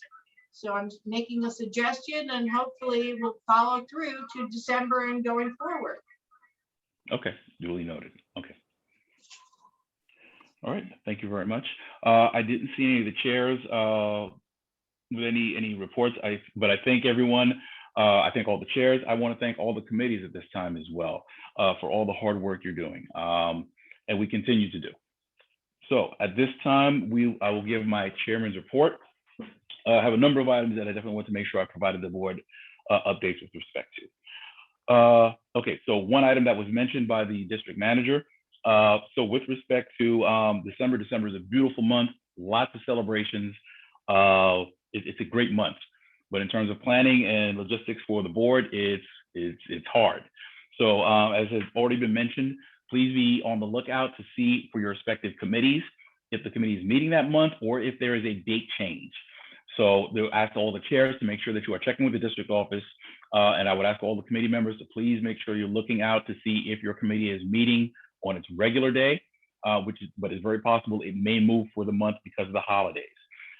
We found historically that the attendance is low in December. So we try and make the agenda a little bit lighter, understanding that there are definitely a number of other commitments that board members and community residents also have. So please make sure you check with the district office. You will get notifications with respect to your committee meeting if it's happening for the month or if it's being moved. So that was approved in the exec. We're actually going to approve that as a vote. So that is one of the voting items that we will cover when we get to that section. Also want to point out, the education committee chair is not here, but the education committee, one of the items the executive committee did approve was for a book giveaway. So the book giveaway was approved at the education committee level. It was approved also by the executive committee with approved date tentatively for December 18th. So there's some logistics that they're working out with respect to that. Please be on the lookout for that as well. The committee will finalize that. There will be communications and there'll be advertising going out. I ask for as many people who can to go out and support this event. The CB9 event, it's an award-winning event. And definitely one of those things we want to make one of the hallmarks of our programming. You know, I think it was definitely good news that the first vice chair shared with respect to the CB9 farm stand. So we're definitely happy about that. And again, while it's an effort we're doing, it is not exhaustive. That doesn't mean that we're leaving the issue of food insecurity alone in the district. So we are having additional conversations, and we definitely welcome any input. And I will be speaking with chairs as well in terms of seeing how we address this at the committee level as well. One of the items that was discussed in the housing meeting was with regards to the 60-day lien sale notice. The Department of Finance has already put out a notice about all the residences in the district that are in arrears for either water bills or taxes. What happens is after the notice goes out, after 60 days, the lien is sold in the past, and it's very possible sometimes we do have homeowners who lose their homes because of unpaid water bills. Sometimes it's just oversights, things that can be easily rectified if people are notified of this. So this was discussed at the ULURP committee. It was going to be taken up at the housing, but because of the timing, we discussed it in the executive committee and we discussed this with the district office. The district office team did a phenomenal job in terms of compiling all the resources that are currently out there to help owners and homeowners in distress. So that material is going to be published on the website. You have already probably seen it on our constant contact in terms of it going out. The district manager has already reached out to the Department of Finance to see if we can actually host an event as well, where members of the community will be able to come. They can talk about the process and talk about how they can actually reconcile that as well in terms of whether it be getting on plans or how they can address the issues. So if we are able to do that, additional information will be sent out with respect to that.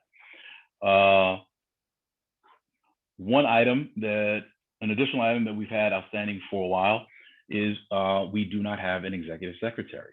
Our former executive secretary, who was elected in June, Alejandro Caraballo, has left the board to do some fantastic things in Boston.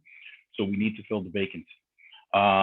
And I want to, so part of that process is actually identifying members who will serve on a nominations committee. And I'm happy to announce that we have members of the board who have accepted to serve on such committee. Members of the board who will be on the nominations committee are Mina Lagut, Melanie Lewis, Dexter Roberts, Rosemary Evering, and Nicholas Almanor. I want to, I hope the board will join me in extending our thanks and gratitude in advance for them taking on this work. So the board will be, the committee will be convening. They will be canvassing the board to identify any members who are interested in serving on the executive committee, serving as the executive secretary.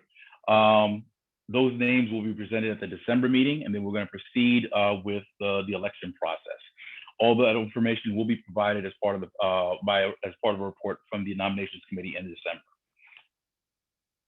But please make sure you're looking out for your emails. Once the canvas goes out, the easiest way is for members to respond, whether you are interested or at least respond to the members of the nominations committee if you have any questions. It'll help us expedite the process in many ways.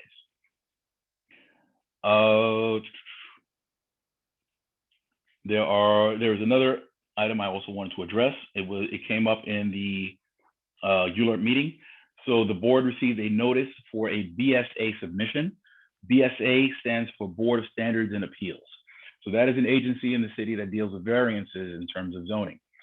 So if there are unusual circumstances, they are basically appeals to agency determinations in terms of being able to build something that normally would not be able to be done for the regular processes set by the city. So we received one from Carroll Gardens Realty. And I apologize in advance. The actual name of the entity is listed in the minutes of the ULURP committee. So what they are requesting is a 4-year extension of an application that was previously approved in 2010. So they came and they discussed it before the board. before the ULURP committee. So at this time, we are reaching out to BSA to understand fully what the board's responsibility and options are at this point. Again, this is an application that was previously reviewed in 2010 and approved in 2010. I believe the board had previously voted against it. It was approved with some modifications by BSA. So we are looking to understand what the process should be going forward. That matter will be actually discussed as part of the ULURP process. Will be discussed in the ULURP committee. Two last things. So one, with respect to outstanding chairs. So we currently have vacancies for the ULURP committee and for the housing committee. I want to be sure I'm very clear with respect to this. I am not the chair of either of those committees. And if you look at the minutes for both of those committees, you will see I listed as the ad hoc chair, which is consistent with our bylaws in terms of if there is a vacancy, the chairperson of the board can appoint either a member of that committee or a member of the executive board to serve as an ad hoc chair. That meaning for that meeting. So I was the ad hoc chair for those two meetings, primarily because I could not find people to cover those meetings, which is the reason why I served in that capacity, which is in my capacity as chair and as a member of the executive board. It is not my intention to chair any of those committees. I am not doing a power grab. But I do want to say with respect to that, I take it very seriously in terms of making sure we have qualified, competent, able leadership. And this is definitely not a slight to anyone, but also I want to make sure that these committees succeed, and I don't believe in setting up anybody to fail. So I believe rather than just putting someone in there for the sake of putting someone in there, I want to make sure that if it's a matter, we do everything we can to support someone who potentially might do it, or we grow the talent. So with that respect, the intent is to actually do it at some point, hopefully in the near future. But at the same time, I do want to be very clear in terms of I have no desire or wish to have my fingers in control. I don't believe in micromanagement. I think the strength of this board is the fact that we've had very competent leadership in the chair positions, and we're going to continue to work that way as a board. That's what we have built as a board, and we're going to continue in that vein. Lastly, I do want to discuss the Fennimore Street application. So this was something that was discussed at the ULURP meeting. And I want to be very clear as well. It's kind of ironic because I've read different things about unbeknownst, or there's some secret meeting happening, or I'm having private meetings. This came up because this is a conversation that happened and it was reported as an update to the ULURP committee. One of the things we believe in is transparency. We believe in giving the information. We believe in making sure that people have the information they need to have. So this is presented to the ULURP meeting because this was an update in terms of something that had been done by ULURP in the past. With respect to that, the application that was approved, or actually the motion that was approved in December of 2016, was for CB9 to be a co-applicant. And actually I have the motion right here, and let me read it so that way we are all on the same page and very clear about what was approved. But the motion that was passed was for the board to become a co-applicant in the Fennimore Block Association application to rezone a portion of Fennimore Street from R6 to R2.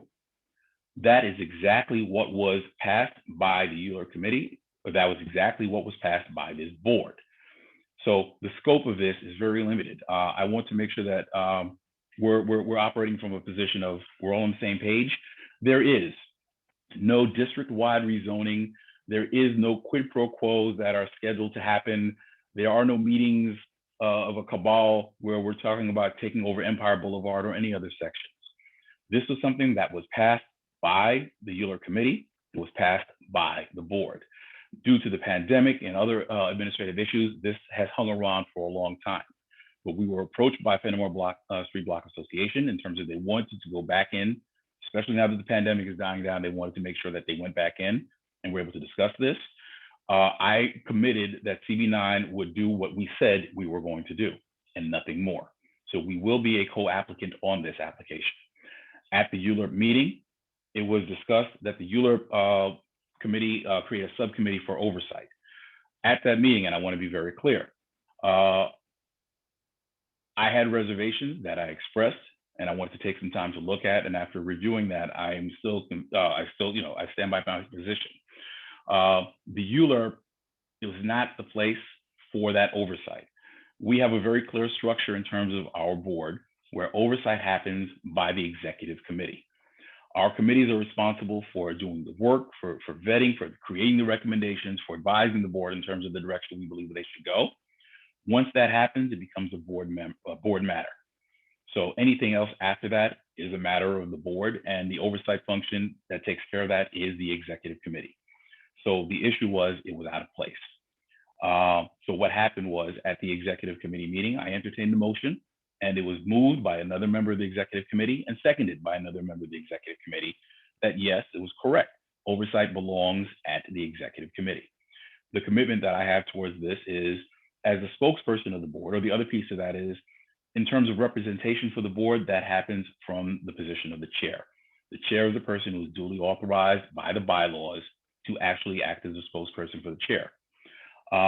But as the chair, there's also an understanding that there is an accountability that belongs to an accountability to the board and accountability to the executive committee. So the commitment was made to the ULURP, it was made to the exec, and I'm making it here as well. That will be reported back at the appropriate times when there is movement on the application. It is still very preliminary in terms of there are still some administrative items that are being taken care of, but at those meetings that is required for the board to sit at, I will be sitting there and the district manager will be sitting there. I will be sitting there as a spokesperson for the board and the chief executive officer, as stated in our bylaws, and the district manager is there as the chief administrative officer, the person who needs to understand the moving parts, who sets calendars, who helps coordinate those pieces. And again, the commitment was only for an application to rezone from an R6 to an R2, and that's it. There are no other portions of the community that are being affected, that are being brought into it. We're not playing games in terms of you give us this and we'll give you that. So if there are any changes, any material changes, substantial changes to that, that will come back to the board, and that is a conversation that the board should have. And I believe that completes my chairman's report. I will entertain a few questions. One second, please. We'll create a speakers list. I have Rabbi Berman, and let me complete the list first, and then we'll call names. I have Ms. Pinkerton.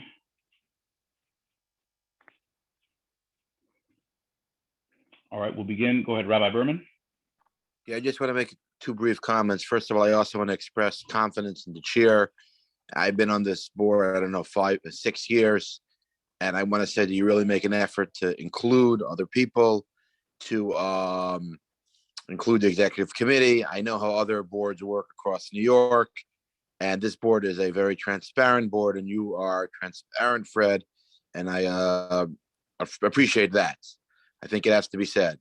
Number two, I also want to say that for the new board members that either came on this year or last year, the Fennimore, the Block Association, I mean, we're talking about hours and hours and hours of conversation and committee meetings and board meetings. This is not something that was rushed through.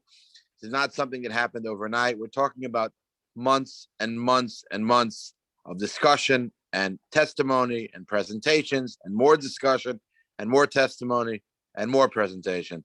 So this is not, nobody rushed anything through this. I think I abstained from the vote, if I remember correctly. I don't recall, but I'm just saying that we're talking about a lot of time and energy went into this. Nobody rushed anything through. I just want to make note of that. Thank you, Mr. Chair. Thank you very much. And just to add to that, well, first of all, thank you for that endorsement. I really appreciate that.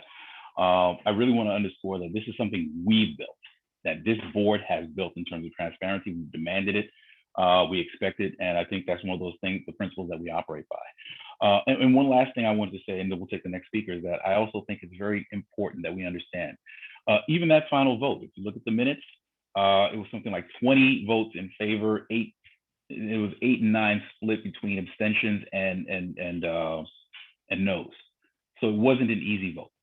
But the point is, we also have to understand that as a board, we operate by the principle of majority. The majority voted in favor. I also want to be very careful in terms of setting a precedent where when the votes that we don't like, all of a sudden we decide to go on and relitigate. because it jeopardizes our credibility as a board, our credibility as being potential partner in anything we do, which is why I always insist that, you know what, we take our time, let's take the time to review, let's get all the information we need, let's do a vote, but when we vote, we move on.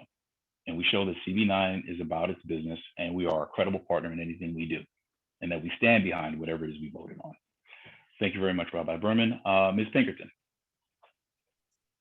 I am having audio issues, so I'm coming in clear.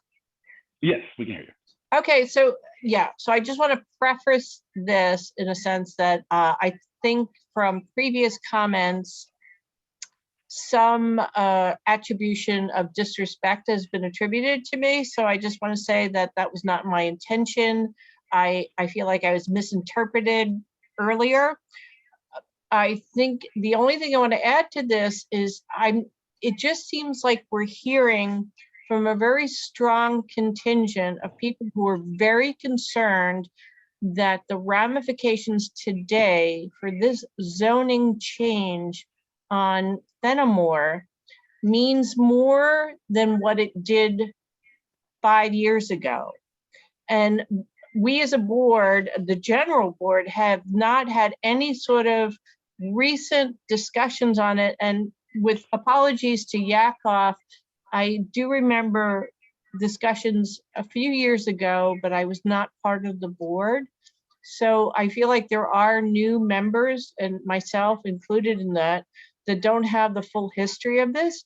And I just want to make certain that the board is fully understanding the ramifications and consequences for approving this zoning application as a co-sponsor, or whatever the term is, that maybe it is fundamentally different than it was 5 years ago. And I don't know all the legalese and all the real estate, the mayoral changes that have taken place, but I feel like this is not something that if we voted on 5 years ago, is our vote still the same today under these circumstances as it was 5 years ago? And I feel like we should all be informed of that. And I'm sorry if I'm not, but that was my point.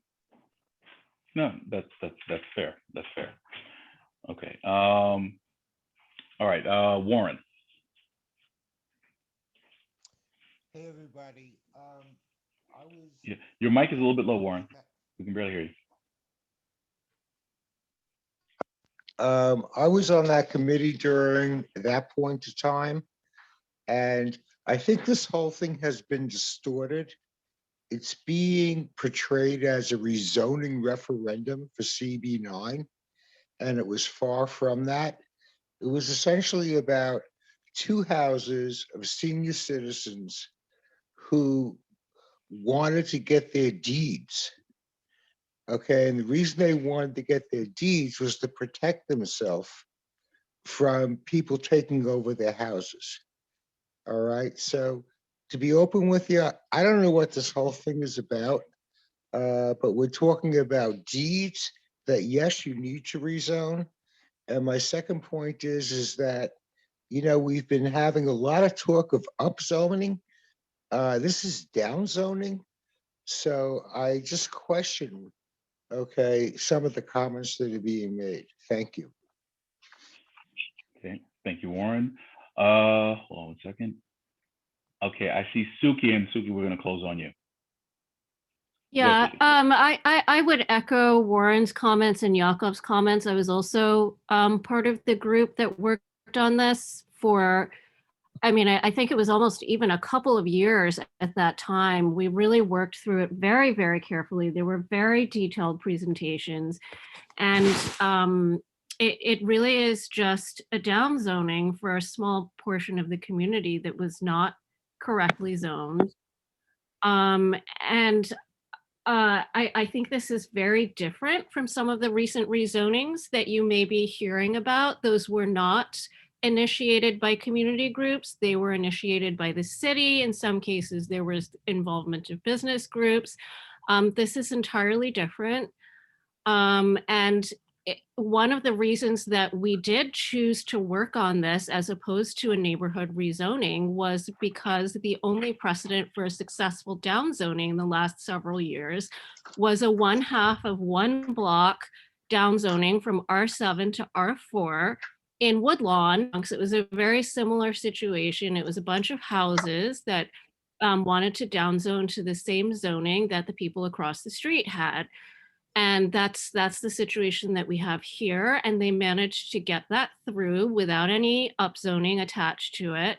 And so we thought that that would be successful without any trade-offs. And the reason, as I said, that we brought this and that we were willing to be so transparent about the whole thing was that we didn't want to get involved in, you know, as Warren said, a referendum on rezoning. So that's all I. Yes. Okay. All right. Thank you very much. So with respect to my report, I do have that one action item of moving the December date, which we'll consider as one of the voting items for this evening. Okay, which is actually, so now we are going to move into, I apologize, I guess we're going to go into those items. Okay, so we'll discuss first the SLA application. So you've heard from the applicant for 673 Flatbush Avenue, the Westbury Inn. And just for the record, the Chair of Public Safety, the recommendation of the committee was to approve the application. Is that correct? I believe it was 4 to approve and 2 abstentions. Okay. It's in the minutes. Okay, but the recommendation is to approve. Yes, yes, the recommendation was to approve. Okay, at this time, I will entertain a motion to accept the recommendation of the Public Safety Committee and approve the application. Do I have a motion? Second. Oh, I need a motion. So Real, I guess you're the mover. So move. Okay, so moved by Real Peerbooms. Do I have a second? Second. Was that Ms. Williams? Yes. Yes. Great to hear your voice. Moved by Real Peerbooms, seconded by Ms. Williams. All Mr. right. Chair, I think that was moved by Matthias. Oh, was it Matthias? I apologize. I'm sorry, Matthias. That's okay. We're almost the same person. Okay, I apologize. So for the record, moved by Matthias Limburger and seconded by Ms. Lynn Williams. All right. Are there any questions?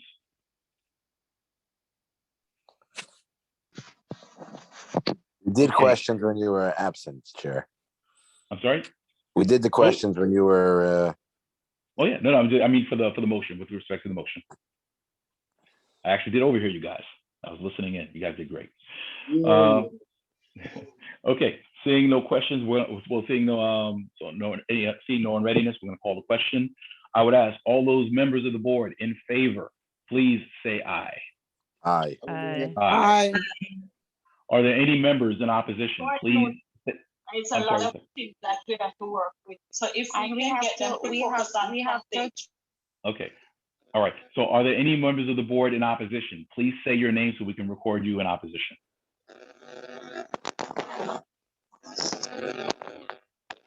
Okay. Are there any members of the board in opposition? Please say your name for the record.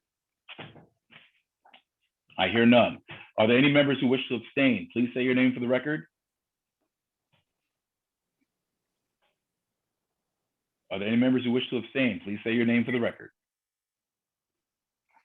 Hearing none, Mia, if you could please record all members voted in favor. The motion carries. The application is approved, or the recommendation is approved. Mazel to Richard. Okay. All right. Next item I have for action is it was brought to the executive committee by the district manager. It was approved there for moving the December meeting dates from to December 14th and 16th.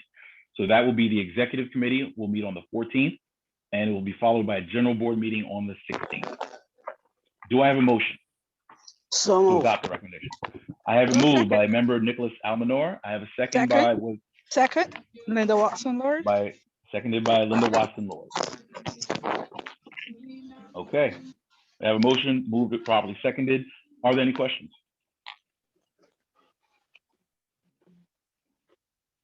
I hear no questions. We will call the question. You said the general is when? The general will be that same week, so it's going to move very quickly. The On the agenda will be 14th. approved on the 14th, and then on the 16th, we're going to have the general board meeting. So are there any committees that are after the general that are they going to be canceled, those committee meetings? Are they going to? That may be what happens. December is a very tight month. So between Got it. holidays, right. So it may be very well be that there might be some meetings that may be canceled or moved. So they might not happen on the same day they usually happen. But that conversation will happen with the chairs and be publicized. Perfect. Okay. All right. Are there any other questions? All right. Seeing none, I'm going to call for the vote. All those in favor of approving the move to December 14th and 16th for the executive committee and general board meetings respectively, for a great place to work? please say aye. Aye. Aye. Aye. Are there any members in opposition? If you are in opposition, please say your name for the record.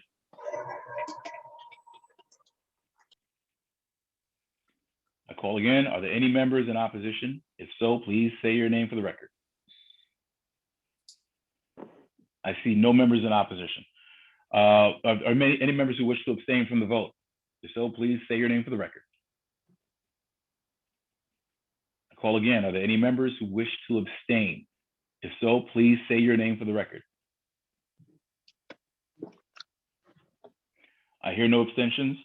Mia, please record for all members present, a vote in favor. The motion carries. The meetings for December are moved to December 14th and 16th respectively. Okay, at this time, is there any old business that this board needs to discuss?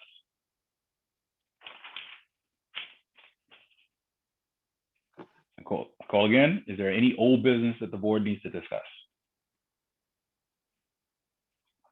Hearing none, we're going to move Ms. on. Pinkerton has her hand raised. I just raised my hand, and again, I hope this is not, I think it's old business, but I just want to get a final confirmation. I know that people had spoken about the Fennimore Block Association down zoning, and their point was it's only a half a block and it's been voted on. I understand that because I was in the general audience for those arguments, and I agree with that. I have no opposition to the down zoning.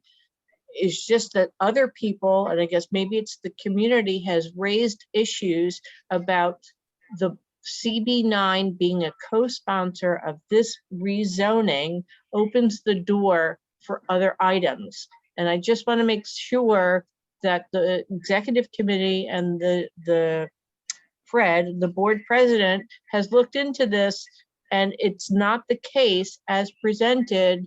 And we're only voting on a down zoning for a half block, and there's no further consequences to that agreement. And that's all I want to make sure that we're all on the same page with that. No, absolutely. To your point, the vote was for the down zoning from an R6 to an R2 for that specific portion of Fennimore Street. That is all. If there are any material changes to that, that will be brought back to the board. And at that time, the board has the opportunity and the option to say, we're not doing it, which I think is absolutely the prerogative of the board at that time. I think we are proceeding because, again, I think it's about our credibility. It's about the fact that we had due process.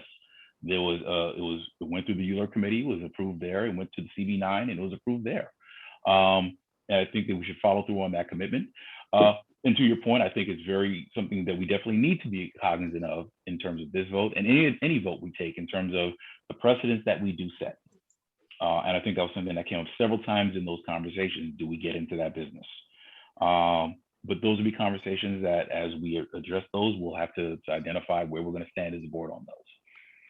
But again, so the commitment is any conversations we're involved in, the board's position is already clear. As a spokesperson of the board, I am speaking on behalf of the board to exactly what the board voted on. Strictly that down zoning from R6 to R2 for that section of Fennimore Street, nothing else.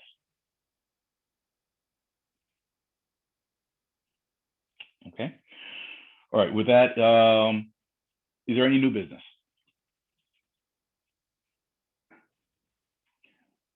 Okay, hearing none. I I just want to say, listen, this is. It looks Yeah. like board member Roberts, Oh. Dexter Roberts raised his hand. I apologize, Mr. Roberts. Yes. Hi, good night. So I'm still showing up. I'm in the hot sun. Actually, it's my last night. I should be outside partying, but I'm here with you guys. I have a concern, and my concern, and I think I actually want to remove a motion on this evening. I have a concern where you have members feeling that they are segregated and they are ostracized, and that they're in a webinar and they are not actually in a meeting. I probably feel if I were not an executive member and I were in that same position, I would feel the same thing like that. I propose on this evening to move a motion that you bring the meeting back to how you normally have it, where everybody can feel a part of it. I think I has commended you on last year, and I said to you that you had very good control over the meetings and day. So I feel that the meetings should be all inclusive. We shouldn't have two separate meetings where you have some on a webinar and some that we could actually speak. And I mean, if you, it's like every meeting since it started back out, people have been saying the same thing. And I mean that, you have control here now, but in the other meetings, and you have people is unable to actually voice their opinions. And if we are a community is supposed to have every member of the community should have that voice. We have democracy. We talk about open democracy. We speak about inclusive and inclusion. And I believe that no one should be left out. No one should feel ostracized. No one should feel that they are not a part of something that belongs to them. So I want to move a motion on this evening to have the meeting back like how we normally have it, all inclusive, where everyone could have a fair share, a fair voice, and a fair share of the national pie, however we would say it, but I want to move that kind of motion on this evening. Okay. Please state your motion. I just want you to make sure you state your motion clearly for the record. So your motion is? My motion is that I would like us to bring the meeting back all inclusive and remove from the webinar where people will, or everyone who is logged into the Zoom can have a voice. They'll be able to chat and do all the different stuff. Because I mean, I tried to send a message on last week. I didn't want to talk. I wanted to send a message saying that I couldn't be, you're not hearing me, it's because I'm not in New York City, but I'm out with my friends and I still want to be a part and know what is going on. And I couldn't even do that. I had to actually use my voice to say so. And I believe that the chat box is where people certain things in it. You have links that people have been given the links where they can for resources and different stuff. And now we have this here. Hold on. I'll definitely give you an opportunity to speak. As the maker of the motion, you'll get an opportunity to speak on it. But I just wanted to make sure we have it. So to go to the Zoom format with chat. Is that accurate or is there more? Yes. Okay. We have it moved by Treasurer Dexter Roberts. Do we have a second? I second that, Kyrie. Kyrie Lien, moved by Dexter Roberts, seconded by Kyrie Lien. I just want to make certain, does that also include, because there's been a mention that nobody can see anybody who's on the call when they dial in? You could use the chat, but it's also, can they also see who's, at least the board members that are on the call? I think that's a function of Zoom as well. That is. Amy, if you dial in, you won't be able to see anybody because dialing in is strictly a phone, connection. Right, but Khalid, I'm talking about people who are community members who maybe use the link that's available to them. Are they able to see people, or is it just the phone people who dial in on the phone? Hold on. Let's do this. Just because I want to get into that. We will see you. You'll be able to ask your question as it's just part of the speakers list. We're going to create the speakers list and we're going to go through it right now. All right. So moved, seconded. All those who have questions, please raise your hands and we'll create a speakers list.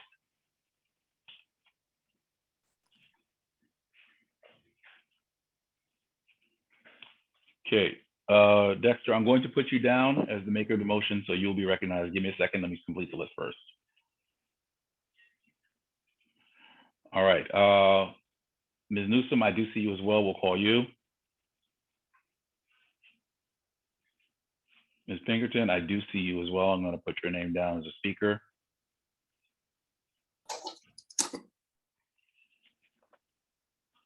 Okay. And you know what? I'm going to put myself down as a speaker as well.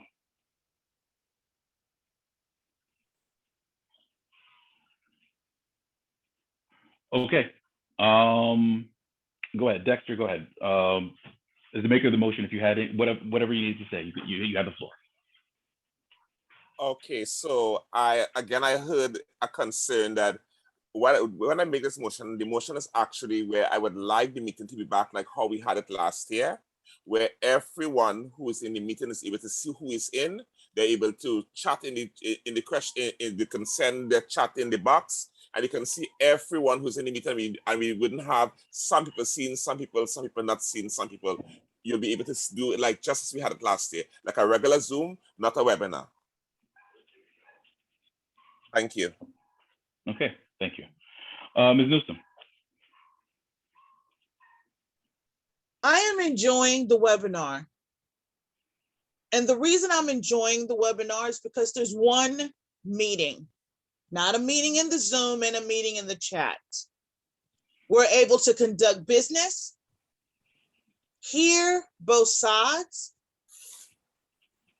and just do what we need to do.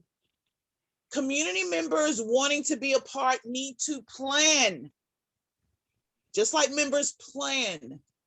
Not create a chat, an environment in the chat that allows them to distract from the majority of the meeting. So many times, community board non-meetings are happening in two places. Members are distracted by the chat, and they're missing information in the broader board meeting. Webinar forces everyone to pay attention to the business at hand. Thank you. Okay, thank you, Ms. Newsom. Ms. Pinkerton. Hi, I dropped off because I wanted to make certain that the motion included the previous Zoom platform that we've always been used to before cutting off the chat. And to respond to Ms. Newsom's argument, I would say the chat is voluntary for everybody. Ms. Newsom is a board member and she has a certain experience, which is very nice. And I have it too. If you join as a community member, you are alienated and you're in cyberspace and you have no connection to the board meeting. And I asked her to join that way to understand how alienating it is. I think that we should engage the community more, and I feel like the motion addresses that. Thank you. Fred, I am a community member. That's what Ms. Pinkerton is forgetting. I happen to be a board member, but I am a community member. Of course you are, but you're joining as a board member and not a community member. Then plan. All right, okay, no, so, all right. May I say something, please? I'm gonna add you to the list, Fran. I'll add you to the list, okay? All right, so next on the list, I have Suki. Yeah, so actually, I find the webinar format frustrating as a board member because it allows community members to put questions in the Q&A and have board members answer them, but it doesn't allow board members to put anything in the chat or speakers to put anything in the chat for board members. And that, I mean, I hear what Beverly is saying about it being distracting at times, but it's also the flip side of it is it's also very useful. It's where speakers can put useful information quickly, you know, so that, and we can copy it and whatever, so that it, you know, if we actually want, it is an aid to getting business done. I mean, particularly like my committee, which is ULURP, there are a lot of complex issues and there's almost never enough time to just discuss them orally or to explain it fully, you know, without some sort of recourse to some written information. So I would like to see chat come back, and I frequently turn on, I don't display the chat at all times. I pick it, I open it like once every 5 or 10 minutes to see what's been happening. Okay, thank you. Mr. Lien. Again, good evening, everyone. I too, as a new board member, I have so many questions from day one, you know, just to understand where my role would be. the part and why I even submitted an application to be a voice and representative for the people of the community, in my community where I was born and raised, and where I live here now. So with that being said, I actually, for the first two general body board meetings, and thank you, Mia, again, I had to email her because I was on call the entire time and I dialed in from Zoom. So I used other Zoom calls, and when you dial in, you still have the ability to speak and or talk or chat. And I was muted to do so. So I had to email again and wait until I rushed home to log on from a computer. And that experience alone, I did not like. I too do agree that it's a voluntary feature. If it's distracting to you or to any of the members, when I say you, I'm saying anyone who's watching or looking, you can mute it. You can make it deactive or inactive, deactivate it and make it inactive.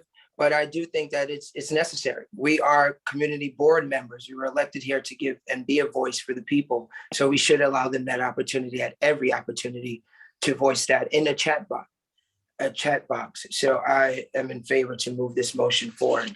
And two, I do also agree with, I believe it was community member Amy Pinkerton who just was saying, I think what she was trying to say, if I may, is that as a community board member signing in the same way that the members of the community, it's not a great experience because I had to do it 2 times as well.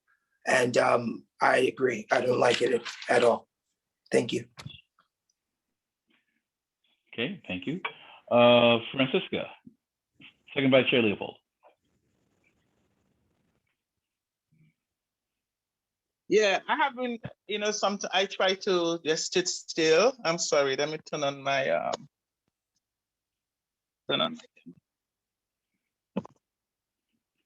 But when we started having the meetings, I don't know what's going on.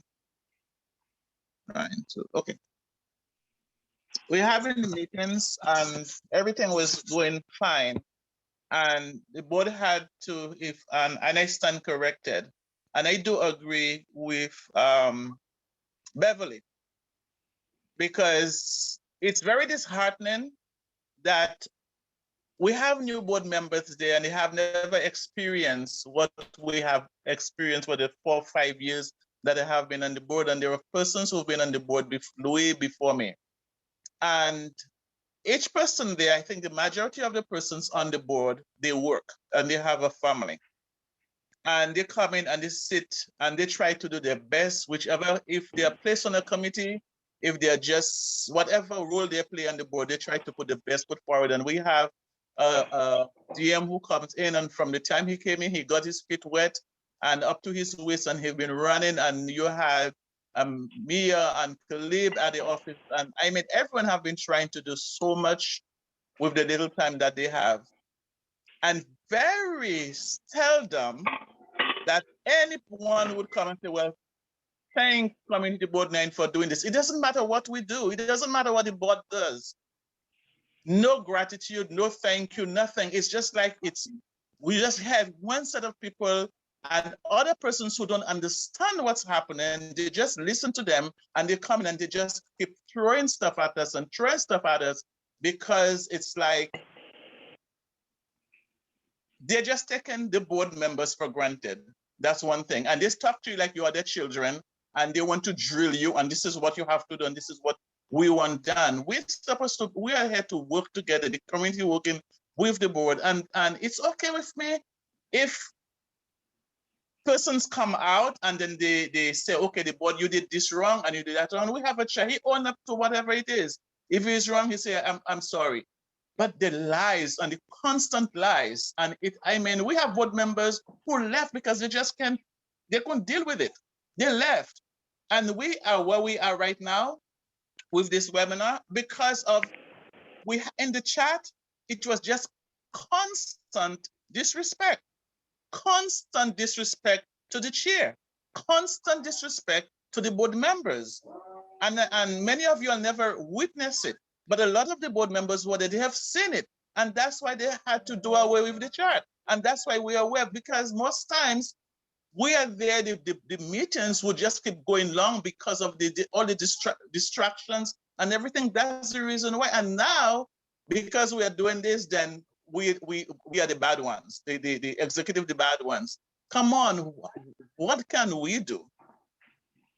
What can we do to ever do anything right to please any one of you guys or some of you guys? No one ever said, well, you all did this right or you all did this right. No, it's always, if we do 98% right things and we do 2%, they just dwell on it and all those letters and all those things. Come on, man.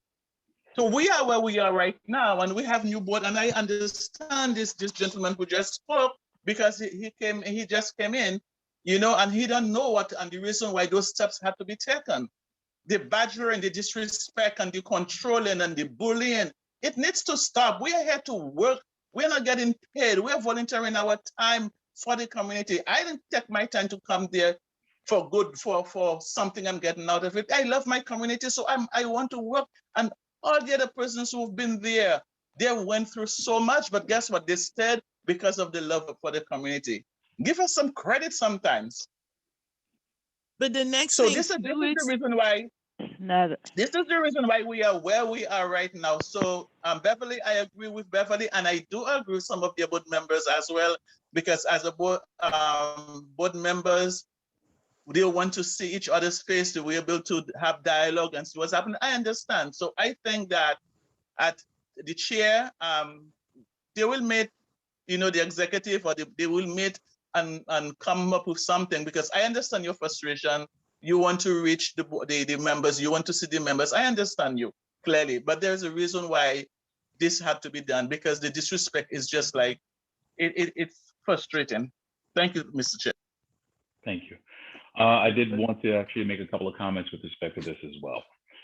But before you do that, Fred, can I say something just for a second? Okay. One of the arguments that I'm sorry, Fred. One of the arguments that Ms. Pinkerton stated was, we need to hear the community.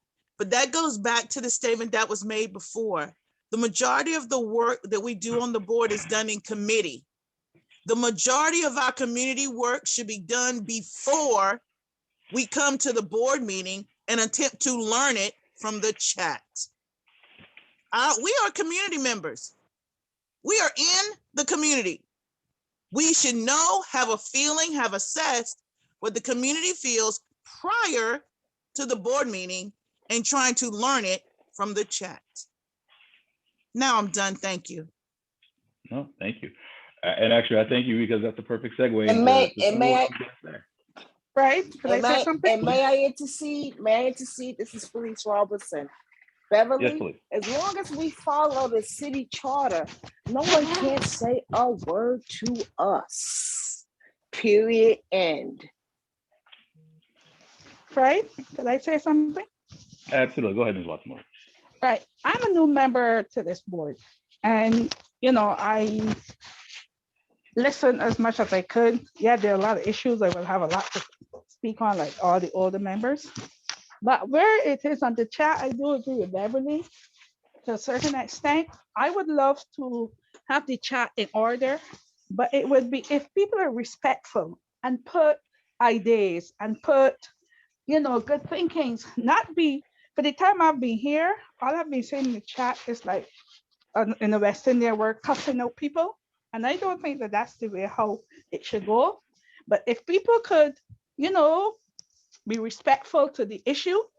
You don't have to like me, but you should be respectful to the issue and state exactly their position to make things go forward for the board. Then I would agree with using the chat. But Beverly, you're right. For the time I've been here and I've been reading some things, especially for the board member, I'm on the youth committee. We use the chat and we don't use it like how adults use it in the board meetings. So if that is the case and we can't curb that, we would just have to cut it out. I would vote for cutting it out. Okay, thank you, Ms. Watson-Lord. You know, I have a couple of comments here, and a lot of them are just going to be echoing some of the points made here. Ms. Newsom, I really, you know, I 1,000% agree with you in terms of we're trying to move this board in a direction where, you know what, we're doing the work in advance. We're planning in advance. We're doing the work in the places where it needs to be done. That's part of the reason why, and you know, just to explain some of the actions I take as chair. when things are presented, if there's information to be given out, that kind of stuff should go through the district office. So the district office has it, they keep it on record, they have it, they can give it to anybody who needs it. You know, it's unfortunate when we decided, okay, listen, by the way, that important information you should have, I'm gonna give it to you right now. The time to give that is to the district office so they can make sure they have that and they give that out at the appropriate time so everyone has access. So that's one of the things we've been trying to do. And listen, nobody, I'll be the first one to say, I'll be the first one to say that, you know, this is not a perfect process. But what this is an attempt to do is to balance the responsibility of this board to meet and handle the community's business, to make sure that we are subscribing to everything in the open meetings law, to make sure we are open and transparent, to also balance the principle of inclusion to the best of our ability, where, you know, several times at every part that is appropriate, we will call for public commentary. We make sure that people are able to speak, to do what they need to do, to say what they have to say, that we're able to respond to those things and take that feedback and try and improve the board at every opportunity. You know, from a functionality standpoint, I think we had to look at this in terms of, you know, Zoom is new for everyone. For the last, you know, Zoom, who knew about Zoom 2 years ago? But here we are in a place where all of a sudden, this is how we're conducting business. Part of the evolution came to, even in Zoom, we found that sometimes it was necessary. And for those who haven't had the experience yet, I would almost challenge you to go to some of these recordings of these meetings where we do have members of the community who are not acting in good faith or respect to the board or the business is trying to conduct. Between comments, you know, that are definitely not respectful or not conducive to any conversations, the ad hominem attacks. It's people to try and score funny points with whoever else they have, and people can clap and do whatever else they do, which is really not part of the board business. You know, when we have the Zoom in the committees, and I will attest to that right now, I've seen it where it is difficult to maintain the quorum we need to have, because as much as we have the mute button, people have found the secret to unmuting themselves and speaking when they want to, because they have that power and they feel they can do that when they want to. So I just want everyone to understand fully that this is not a matter of trying to make this, you know, we understand this is not perfect, but this is what helps us accomplish the business we need to do as a board. We are now at 9:43. Had we had the regular Zoom, guess what? We'll be going until 10:43. So what I ask is that we perhaps hold off on this. This really may be a moot point within the next month and some change, depending on what happens in the state legislature. But I do say that what I think has happened is that, you know, we give people an opportunity to speak, understanding that there's some trade-offs to that in terms of the connectedness. But at the same time, I think we are able to work through a lot of things, and we offer opportunities to have that in the places that we can. So really, it's to that effect, that's why I rise against the motion. I definitely understand, and that's something we don't want to do, but I think that the benefits outweigh the negatives in this instance, where as a board, we get to handle our business. And at the end of the day, that's what we're here to do, take care of the business of this district. All right, let me just see. All right, there are 2 other people who have not spoken. We're going to recognize them, and then we're going to call the question. So I see Ms. Moses and I see Christian LeBeau, and we're going to end on Christian LeBeau. Ms. Moses? Okay, I just wanted to say, well, good evening, everybody. I just wanted to say that I agree with Beverly. And the reason being is this. I know when I was the chairperson, there was 2 different meetings going on. We had a meeting going on where you had opposition, and then you had another meeting where we were all trying to be on the same accord. So there was a lot of disrespect going on. And the community has an opportunity to speak if they would just go to the committee meetings, but they won't. They'll wait until they get right here in the board meeting, and now they all want to have opposition to different things. And I think the place to do that is in the committee meetings. And in the committee meetings, you can see everybody. You go in on regular Zoom.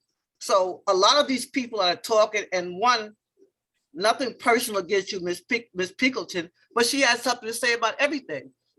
And she never really attends any committee meetings. So I just have to say this, and I have to be honest about it. Ms. Pinkerton was one of the ones that was, especially in my meeting, was holding 2 different meetings on when we're supposed to be holding one meeting. So I am totally against that other part being used, chat, only because of disrespect, and it was misused, and that's all I have to say about it. Okay, thank you, Ms. Moses. Christian, I saw your hand up before. Did you still want to speak, or are you good? I'll just be brief, Chair, and I'm glad that you mentioned the point about the state legislature, because things could change anyway in the next couple of months. We might not even be in this situation. So while I understand that, I think the call for revamping the format in which we're meeting, I can understand where it comes from, and I think it comes from a good place. I have to agree with what many of those other board members have already said, and I thought Ms. Leopold said it very, very well, that unfortunately, if we were to change how things were the format for this meeting virtually, then I don't think it would lead to the desired effect that those intend for it to have. The person that, I believe it was Dexter, who first suggested this. So that's all I have to say, and thank you. Okay, thank you. We're going to close on Mr. LeBeau. At this time, we're going to call the question. Mia, could I ask, could you please call the roll? If you vote yes, you are voting in favor of the motion, and the board will return to the Zoom along with the chat format. If you vote no, we will remain in this format. Currently, the executive committee and the general board meetings are with the webinar format. Committee meetings are in regular Zoom format. Okay, Mia, whenever you're ready. Sure. Kyrie Lien, Yes. Nicholas Almanor, No. Stuart Balberg, Abstain. Fred Baptiste, No. Naomi Baptiste, Yes. John Beckles Jr., absent. Rabbi Yaakov Berman, Rabbi Yaakov Berman, Warren Burke, No. Augustine Blackwell, No. Suki Chung, Yes. Verlene Dozier, absent. Rosemary Ebring, Tessa Hackett Vieira, Bishop Hamilton Gonzalez, No. Shlomo Zalman Hecht,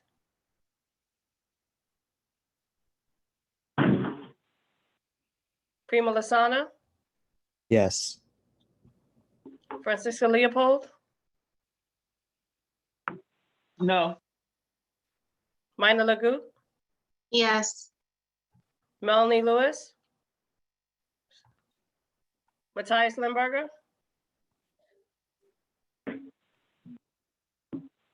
Matthias Limberger,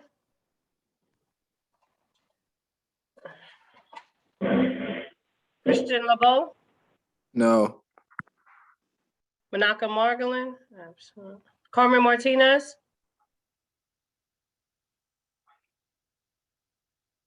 Vivian Morgan, Abstain. I'm sorry, Abstain. thank you. Pat Moses, No. Beverly Newsom, No. Yankee Pearson, Sorry, my phone cut out for a few. Can you tell me what this one's for? This vote's for? voting whether to remain in the webinar format or to change back to the regular formats that are usually at committee level. Yes, to stay for now. I'm sorry? Yes, to stay for now on the webinar. Oh, to stay. Okay, so you're To voting stay. no. That- The motion. that's a no The motion vote. is to. Yeah, the motion is to go to the Zoom format. So if you vote no, that means you want to stay with the current format. Oh, yeah, to stay on it. Okay, thank you. Okay. Real Peer Booms? Amy Pinkerton? Yes. Yanela Rome Perry? No. Sorry, yes. This is Rio. I think you're adorable. Dexter Roberts, In the affirmative, yes. Felice Robertson, Abstain. Mary Rollison Blackett, absent, Mr. Severe, absent, Rashida Sadiq,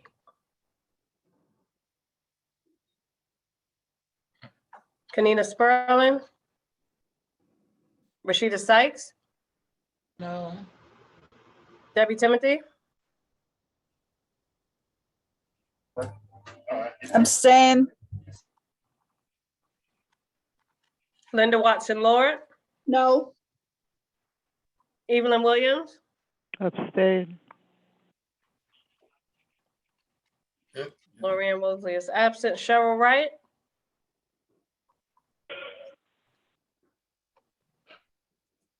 give me one moment to tabulate. Actually, could you call the names of those who you don't have a response for first, just to confirm? John Beckles Jr., Rabbi Yaakov Berman, Verlene Dozier, Rosemary Evering, Tessa Hackett Vieira, Shlomo Zalman Hecht, Melanie Lewis, Matthias Limberger, Manaka Margolin is absent, Carmen Martinez,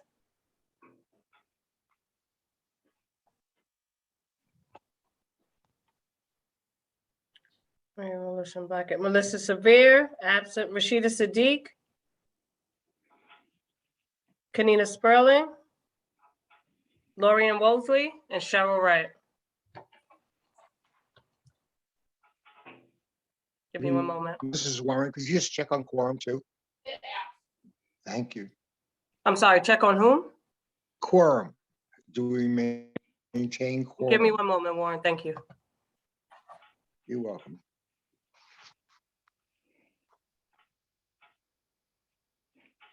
I believe we do have the quorum. There are enough votes in. Mia will confirm. Did you call Rashida's site? I heard Sadiq bed in his site. Yeah, they called me. I recorded her vote, thank you.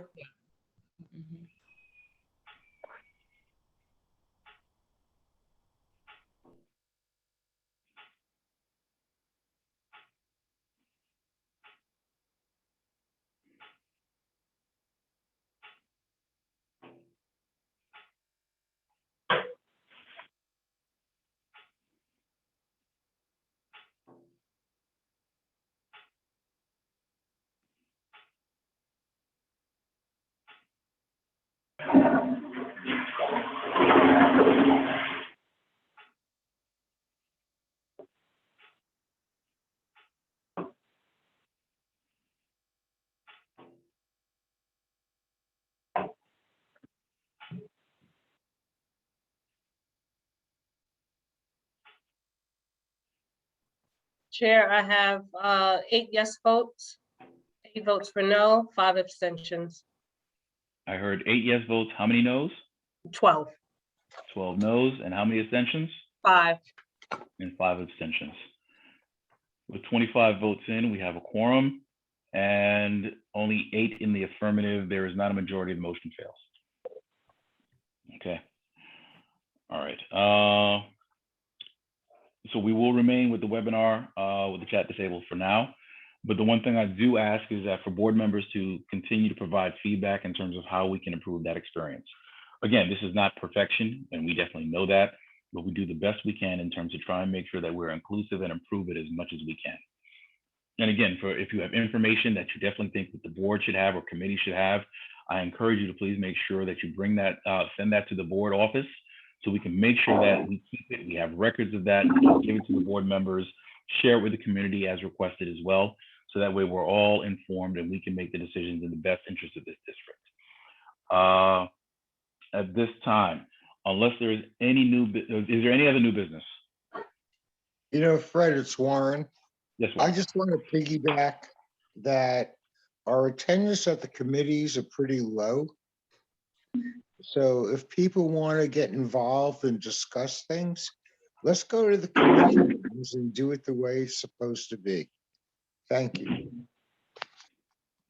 And absolutely, just to echo that, yeah, the committees is where the work happens. This is where you can have those full discussions and we can see each other and people can have definitely more voice. We are limited. We try and keep the, we have over 10 committees that we're working with at the CB9 district meetings, at the general board meetings. It's a finite amount of time. We've got a lot of business. So we're gonna do our very best to make sure we address that and respect the time, the members' times as well as that of the residents in the community. Okay, at this time, hearing no other new business, I just want to thank everyone for coming to this evening. I want to say that I'm definitely thankful for this Thanksgiving for many blessings, personally and professionally. And one of those blessings I count as being a member of this board. We have come a long way, and that's because we've really come together in very difficult times in the spirit of service to this district. So I thank everyone here. I thank all the chairs. I thank all the residents. I thank our district office team. They get a special thank you, for everything that you do in terms of making sure that this district gets served to the highest levels. And with that being said, everyone, happy Thanksgiving. Best to you and your families. Stay safe. At this time, I will entertain a motion to adjourn. Motion to adjourn. I hear a motion to adjourn. Second, all those in favor, please say aye. Aye. Aye. Hearing a majority. Aye. Hearing a majority, we stand adjourned. Time is now 9:58 for the record. Happy Thanksgiving, everybody. Happy Thanksgiving, everyone. And make sure you record Fran as the person who opposed the adjournment. Everyone have a safe and blessed holiday. Happy Thanksgiving, everyone. Thank you, and I receive it all. Thank you. It's a pleasure. Bye-bye. Mr. Almanar, I'm coming for my food on Happy Thursday. Thanksgiving, everyone. Okay. Have a And safe. remember, I bring my own Tupperware. And I bring my own Tupperware. Please do. Okay. You know who's gonna have the good food? Carmen. Carmen has the good food, not me. Say no more. I'm there. Happy Thanksgiving, Khalid. Same to you, Fran. Take care. Have a good one, all of you. I'm ending the meeting. Good night, y'all. Good night.